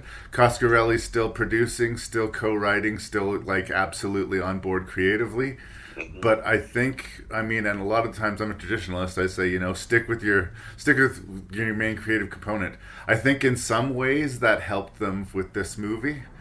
But Yep. I don't know if it was too ambitious for its budget or if just on certain days they had more available to them than others. Because I found another one of these ping-ponging sort of things where there were scenes that I thought were really well executed. And Yeah. then there were these other scenes which I did not think were very well executed at all. Okay. And as standing as the last entry of the series, I believe it is supposed to stand as, I guess in consistent to Phantasm, lore, it doesn't really leave any kind of satisfying conclusion. The tall man isn't defeated, and Not at all. there's no resolution, there's no happily ever after, things just go on. And I think arguably worse than that, there's a bit of sequel baiting. And if you know you're not going to make a sequel, why in the fucking world would you sequel bait? So for all the things wrong with it, it's weird that I'm going to be overall, I guess, sort of shruggingly positive. But I think that the second half of the Phantasm franchise has been considerably poorer than the first. That's where I start with Ravager. Interesting. Okay. Well, I want to start, I guess, my review with a quote from the often forgotten underground beat poet Frank Sinatra. And he once beautifully wrote, "I traveled each and every highway, and more, much more than this. I did it my way." Well, as I said, it is consistent to the Phantasm universe. I'm not docking points for that. I guess I naively thought that if you went into something knowing for a fact, final chapter, we would see something in the way of resolution. Okay, well, once again, expectations, and I think you forgot you were watching a Phantasm movie, because I kind of think the ending is perfect is too much, but I think it is it's a suitable ending. There was no way that this was going to end up all neat and bow-tied, because the first film wasn't like this. Once again, and I think it did confirm my theory that every time someone goes through the portal, maybe not a reset, but you're jumping through dimension and time. They're exploring the multiverses, which is why they've been able to kill the tall man several times, but he always comes back. They did kill that version of the tall man, but as we find out, there are billions and billions of them. But presumably would that mean there's billions of Reggies and billions of Michaels? And this war is going on in multiple different dimensions, and in some places our boys win, and in some places the evil wins. See, once again, I think you see the tall man as evil, right? And I could see why, but at the same time, and I think of the quote from the superior Adrian Lyne film Jacob's Ladder.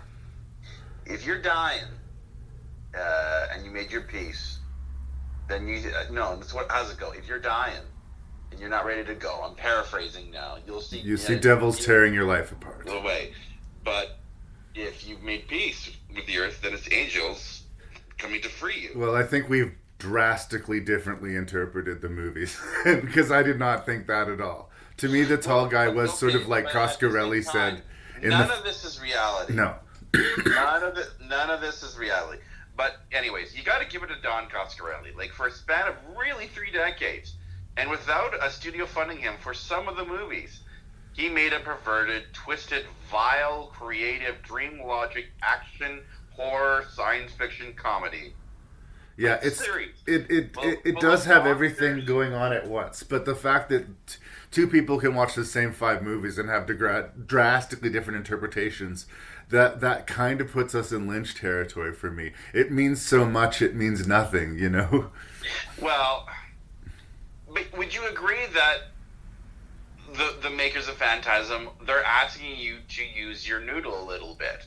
Like, it's not, like this is not like a Friday the 13th or, a Halloween even, where it's got a free-flowing narrative arc and nothing is truly what it seems. It's got this sci-fi, fantasy, horror, all in one sort of barrel kind of thing going for it.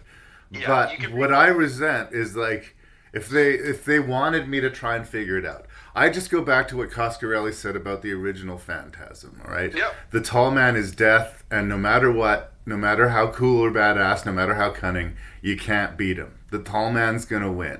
That's where he started with Phantasm, and I think that's where he ended with Phantasm. Like, to me... Yeah, that's why I'm kind of surprised that you were expecting some sort of big resolution. But still, in some ways, you get it. Like, I mean, Reggie actually gets a narrative arc where we feel empathetic towards him. Well, let's talk plot then. I do love the plot point where the tall man is literally trying to convince him that he's got dementia to make him forget of all the struggles. For some reason, he's still obsessed with Michael. And although the reason given, unless I'm missing something, is kind of lame and pathetic, that he just wanted a foe, something to play with, is essentially what he describes his obsession with Michael. But everything else, from the plot line involving where, he wakes up in the old folks' home and is being tricked into thinking he's got dementia, to him leaping back to another sort of Terminator-esque post-apocalyptic future. We also get some homages back, where there's a character called Chunk who comes in and out of the story without any sort of rhyme or reason. But I do like the fact that, Reggie finally, as a lead, gets his due. He's not as creepy as this time around. Yeah. In fact, his acting is improved, and he's less of an asshole in this movie. Again, I think our interpretations of what's going on are vastly different. To me, like, we're seeing him jump through all these different realities, and this is how he spent the last 30 years of his life. Yep. Going from portal to portal, reality to reality. In one of these things we keep seeing him, he's like this Mad Max just wandering the desert, getting into these weird encounters. I love the opening scene of this movie, actually. Yep. And then in another scene, he's an old man at a convalescent home being visited by Mike. And all of these stories are just like being repeated to Mike as like some crazy senile person recounting something that never happened.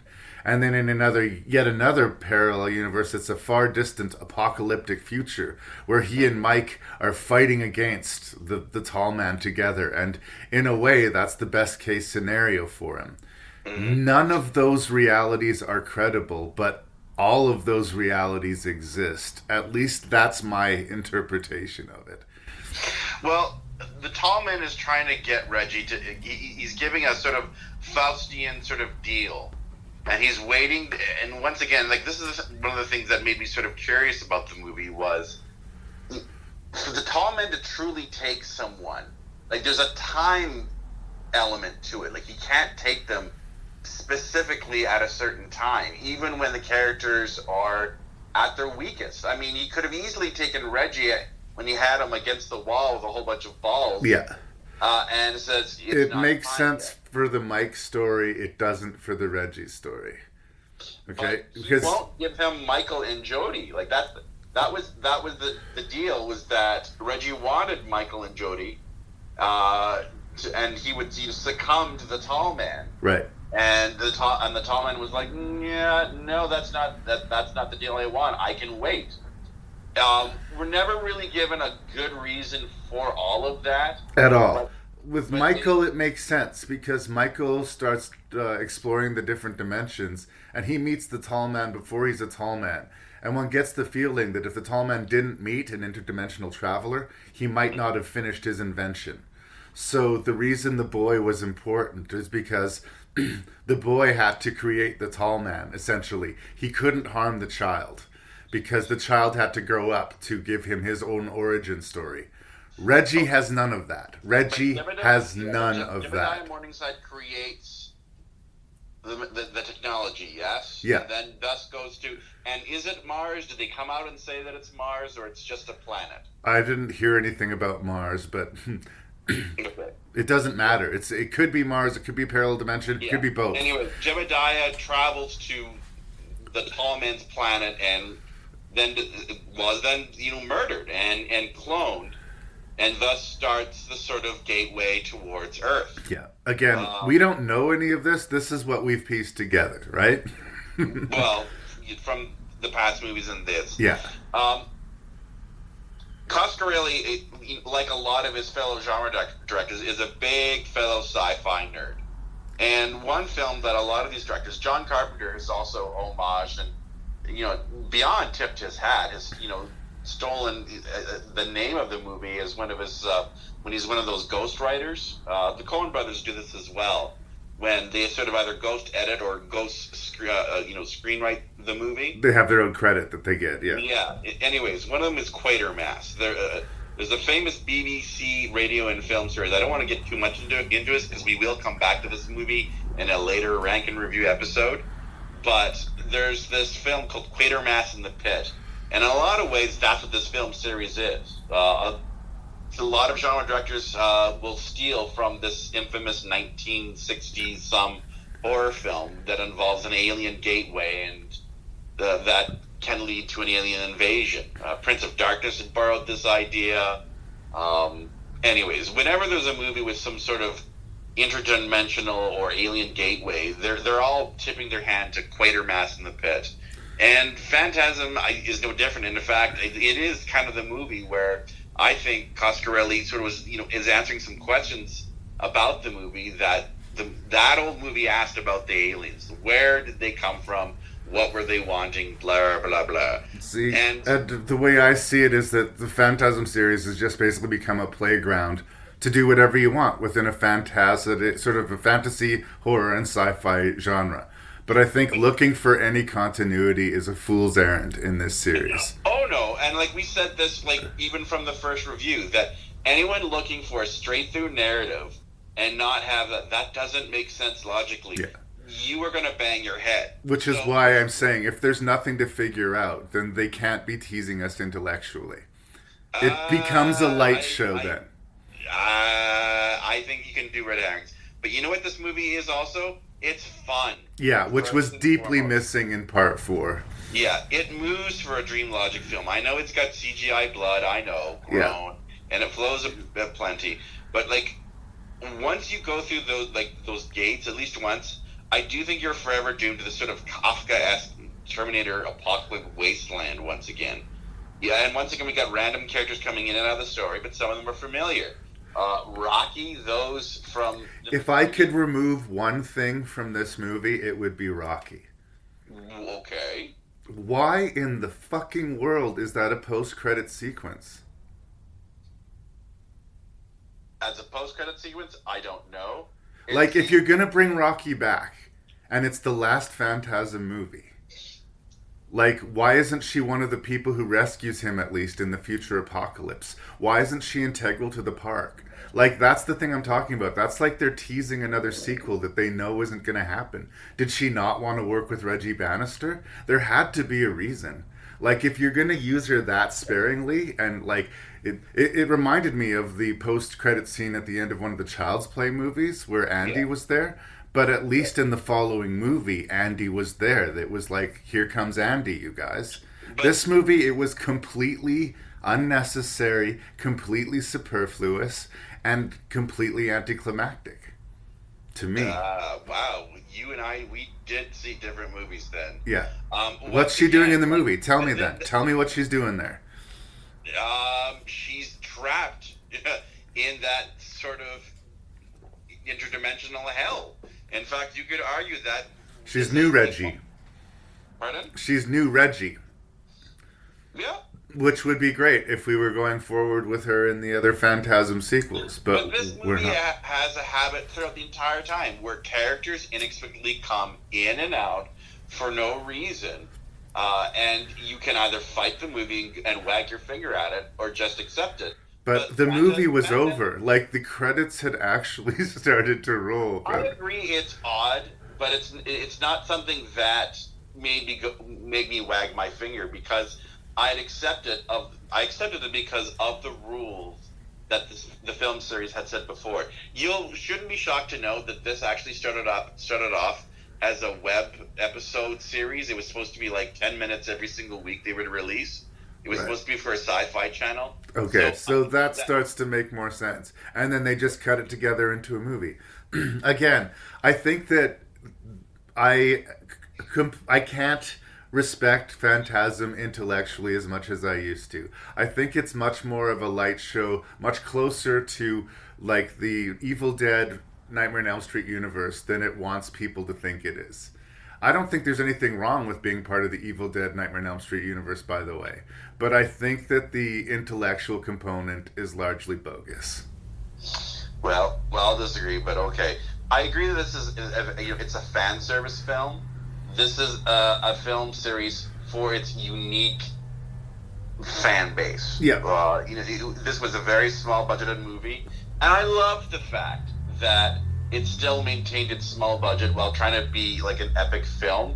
If you look back, with the exception of the second one, all of these movies had hugely small budgets and ran with what they had. So I do like the fact that even though they were going with this an epic style kind of ending, that it was still a very small budgeted. Oh yeah, this one was micro budget, and I wouldn't have it any other way, including the ending. Yeah. I'm glad that good does not triumph over evil. That well, it reminds me of like The Stand, or the novel of The Stand, where you get the feeling like this goes on, it will happen again and again and again. Yeah. So it doesn't. It neither has an ending nor a beginning. Really, it's just the state of things. Well, I was not surprised at all, and the more I thought about it, I thought that is sort of the most appropriate ending they could have, where you do get to say goodbye to essentially the three characters, Reggie. Reggie gets an ending, and it's Reggie's movie. He dies within the sort of dimension jumping. Yeah. And he gets sort of to pick his own happy ending, or we get to pick our own happy ending for Reg. Yeah. But with Angus Scrimm being done, I don't see a comfortable way to move forward with the franchise. No. And let the series end. Let it be done for what it is. I guess I sort of leave the film thinking that they did this for 5 movies, and Coscarelli made his series his way. There was a couple compromises with the second one, but this is all Coscarelli. And even though he got a different director for the second one, how would you compare this series? Like off the top of your head, what other film series, or how would you describe this film series in a sentence?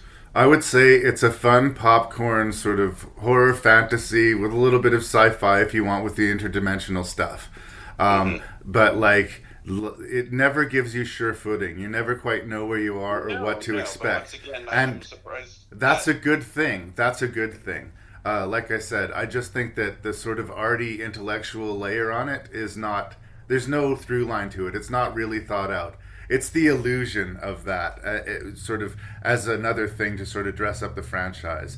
I think if it's honest with itself, it's really at its best when it's Reggie throwing one-liners and the quadruple barrel shotgun and like the sort of visceral horror stuff. That's what does well, and that's, I think, what draws fans to it. No, there's an immense silliness to this, and I'm glad they ended it on this note. Yeah. I love the fact that, he's looking for his 1972 black Huda, whatever kind of card it is.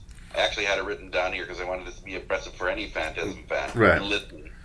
And he gets picked up hitchhiking by a guy who's stolen his own car. There you go. Yeah. And of course, he meets up with that random stranger. I loved all the setup of that. Yeah. And it feels very much like those Saturday afternoon serials that Coscarelli grew up with. So, and the 5th chapter is energized. It keeps you engaged. Whether or not you like how it resolves, you want to see how it resolves. I think it's a real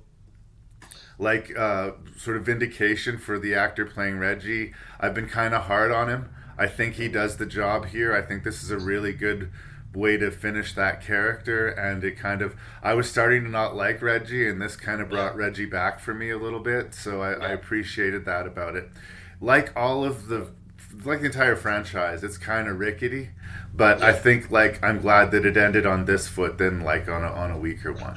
That's all. All right, I do have a question, because I do have this theory that all the women that Reggie picks up, that's a deliberate ploy by Coscarelli.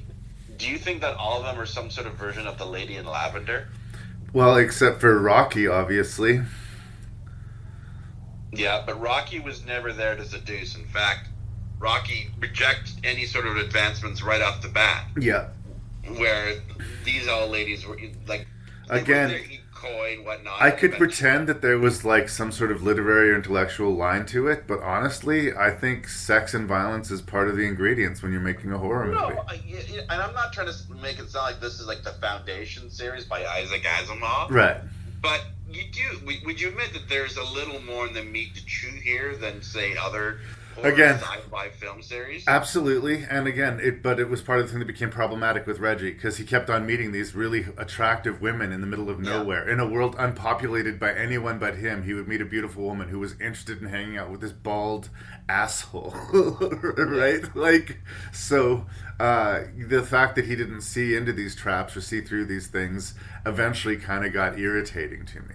But it's part of the aesthetic of the world. And I think, especially this last movie, the fact that he is dimension jumping does erode his sanity. So we can plausibly believe that he's an old man, going crazy, or we could plausibly believe that all this really happened, and we can plausibly believe both. Everything is on the table here. But the fact that you can interpret it however you want is what it is.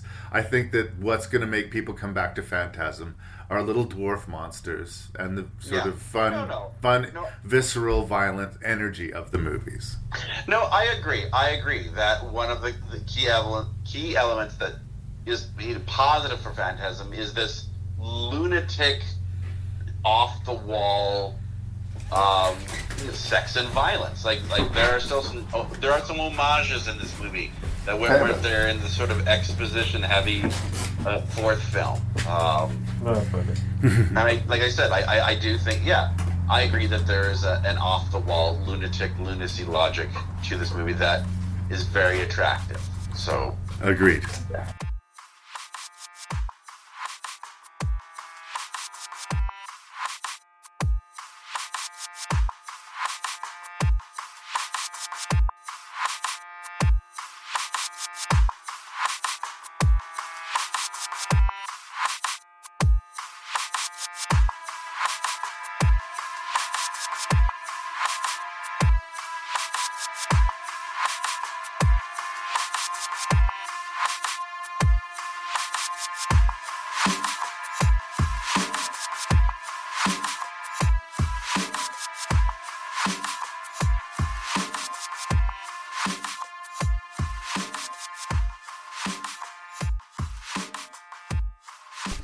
We have a special guest in the room. G is going to be here to witness, to see if his championship is actually taken from him. My guess, I'm willing to guess, is that Gareth, G, you've seen none of the Phantasm movies. I've seen one of the Phantasm movies. Ooh. Which one? I assume the one that was called Phantasm. Okay, well played. Nice. Yeah. Well, there's 5 of them, and Thank goodness for that. and Lee and I have now reviewed all 5 of them, and Lee is going to rank from his least favorite to his favorite Phantasm. All right, let's hear it. Well, I do think it's suitable that he's here to witness the downfall. Oh, who am I kidding? I'm going to lose. All right. So, at number 5, not 6. So I will say that in some sense, I'm kind of cheating because wouldn't it officially dethrone? Wouldn't it be 6? Well, I mean, it's just there was only 5 in the series, so we're doing 5 this year. I figure if you rank all 5 together, I'll give you the champion. All right. With an asterisk. Same things if, when we did the Nightmare on Elm Street franchise, right, or the Friday the 13th franchise, it made it harder to win, but still, doesn't matter if we rank 5 movies or if we rank 12. If we match completely, you win. All you have to do is just agree with me completely. Do you have your tissue ready there? Okay, let's do it. All right. So, the worst Phantasm film at number 5 is the exposition-heavy Phantasm 4, Oblivion, which should be called I'm Oblivious to Oblivion, because it's just lots of as in oh my god. So, Phantasm 4, number 5. At number 4, I have Phantasm, is it Ravager? Am I saying that correctly? Ravager. I ravish you. I ravish you with my words. So Phantasm, I can't even say it now. Ravager. Yeah, close enough. We got it. I'm embarrassed. All right, at number 3, I have Phantasm 3. Right. Lord of the Dead, which makes me want to get up and jig. All right, and this is where I went back and forth. I went but this is the one. At number 2, I'm putting the original Phantasm. I do think it's iconic. It introduced the tall man, and in some ways, it's not fair that it's number 2. But I went with my heart. So at number 1, I have Phantasm 2. It's just it's sort of the epitome of what a Phantasm film is, minus the different casting. It's still got that wild, zany dream logic. It's by far the most over the top. It had the backing of a studio, whether I was good or bad. It's just a giant. It lives in the same universe as Evil Dead, and when it does that, you, sir, have my attention and respect. And that's how you earn first place. So says. Motherfucker. So you're saying your rank is Phantasm 4, Phantasm 5, Phantasm 3, Phantasm 1, Phantasm 2. That's how she lays. That is how the renewed Rank and Review champion, Mr. Lee Beckmann, has chosen to make his rank. Motherfucker. You've won it. You've got your championship. He's back. Take it. Now smell it. Now take it. I thought there'd be tears. Yes. It's so beautiful. It's weird that G would be here to witness this, but appropriate somehow. Mm-hmm. Yes, I agree with you. Phantasm 4 Oblivion is easily the worst of them. It was the only one that I was genuinely bored in. It was like they forgot the good parts in that movie. There was a lot of talking about horror movies and a lot of talking about plot, but not enough happening to warrant, and also, with them splicing in old footage that was deleted from the original Phantasm, it was the movie that made me start questioning the whole series. It was just I noticed that you started to become bitter to the series at that point. Yeah, it did change things for me. It brought things down a notch. I was having much more fun with it until that bump in the road happened. Yes, Phantasm Ravager. I'm not saying it's a good title. I'm just saying that's what the title is. Yes, it's redemption for our main character, Reggie, whose character had become increasingly problematic. They gave him a win for his final story and for the final, such as it is. I did have my issues with it, and I got into that in the review, but like it definitely repaired a lot of the damage that was done by the fourth movie. The third movie, like that's all the way in third place, it feels like it should be further down the list, like in a lot of ways. It's a little bit too funny and a little bit too goofy and a little bit too cute in a lot of ways to be a Phantasm movie, but the fun is still there. I think that's what I really resented about Phantasm 4. There was like no fun anymore. Phantasm 1 is sort of the quote classic, the one that started it all, but I can't help but think that a lot of this, much like I feel about Texas Chainsaw Massacre, was like there was a lot of luck involved in this magic potion. Like the things, the way that he was forced to recut his movie because he lost footage, and the way it became this weird horror art piece almost accidentally somehow made it fall into popularity and become this franchise that he never intended. Like, there's something accidental about Phantasm, which is charming, but it's just, I don't know. Phantasm 2 is the same guy several years later, and they actually gave him money, the most money he's ever had to play with this genre, and he sort of perfects the universe and gives it some focus and makes it a little bit less arty and more just Evil Dead, as you said so well when you ranked it. So congratulations, Mr. Beckmann, once more the once and future king of Ranknreview. Woo! Well, first of all, I just want to, thank all, who made this possible. First of all, like God. So I want to thank God. I want to thank my family for supporting me during this rough time where I had the throne gloriously stolen from me. You feel bad. Matt had just got it. Matt was champion for, I think, 2 episodes, and then G took it from him, so he was kind of pissed about that. I want to thank Baby Jesus. You should thank Don Coscarelli. Yeah, and Coscarelli, because now we won't have to hear Baby Jesus cry anymore that the throne has come home. We weren't able to match on Leprechaun, but damn it, we made it work for Phantasm. Yes. Excuse me. G-Money, any thoughts?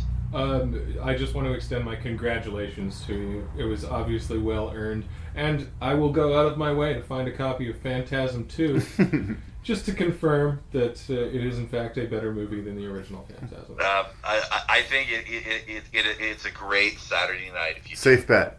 Bet. All right. Safe bet. Well, I will do that. I will do that for you, champion. Oh, champion. Well, thank you.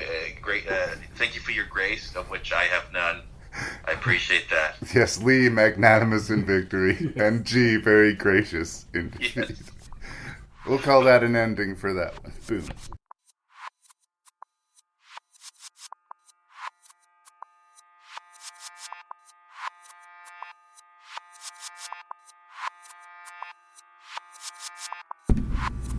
So this is the second time I've tried to bank an episode with Lee, and he goes ahead and he wins it. He becomes the Ranknreview champion. And it would be, not fair to wait the episode and, give G a few extra episodes as reigning champion when, he hadn't earned those ones. This is the order they were recorded in. Lee went and became Ranknreview champion anew. So congratulations, new reigning Ranknreview champion. So that's fun. Heads up, the next episode, 191, will be the second bunker episode. It's going to be on sequels, and I hope that doesn't send any people running away with their tail between their legs. I realized my first bunker episode was my weakest bunker episode, and I have some special guests coming to help me out. The films are more interesting in their badness. Even when they're bad, they have some more. I can have some more fun with it. So please give the bunker episodes another chance. We'll be talking to you in 2 weeks. If you need something to help fill your ears in the meantime, check out Friendly Podcasts, The Shelf Shedding Movie Show, The Terror Table, A Lifetime of Hallmark, and Cobwebs, a Gothic horror podcast. I am your host and random Canadian Larry Parsons, and I really appreciate you listening to my podcast. Please tell a friend.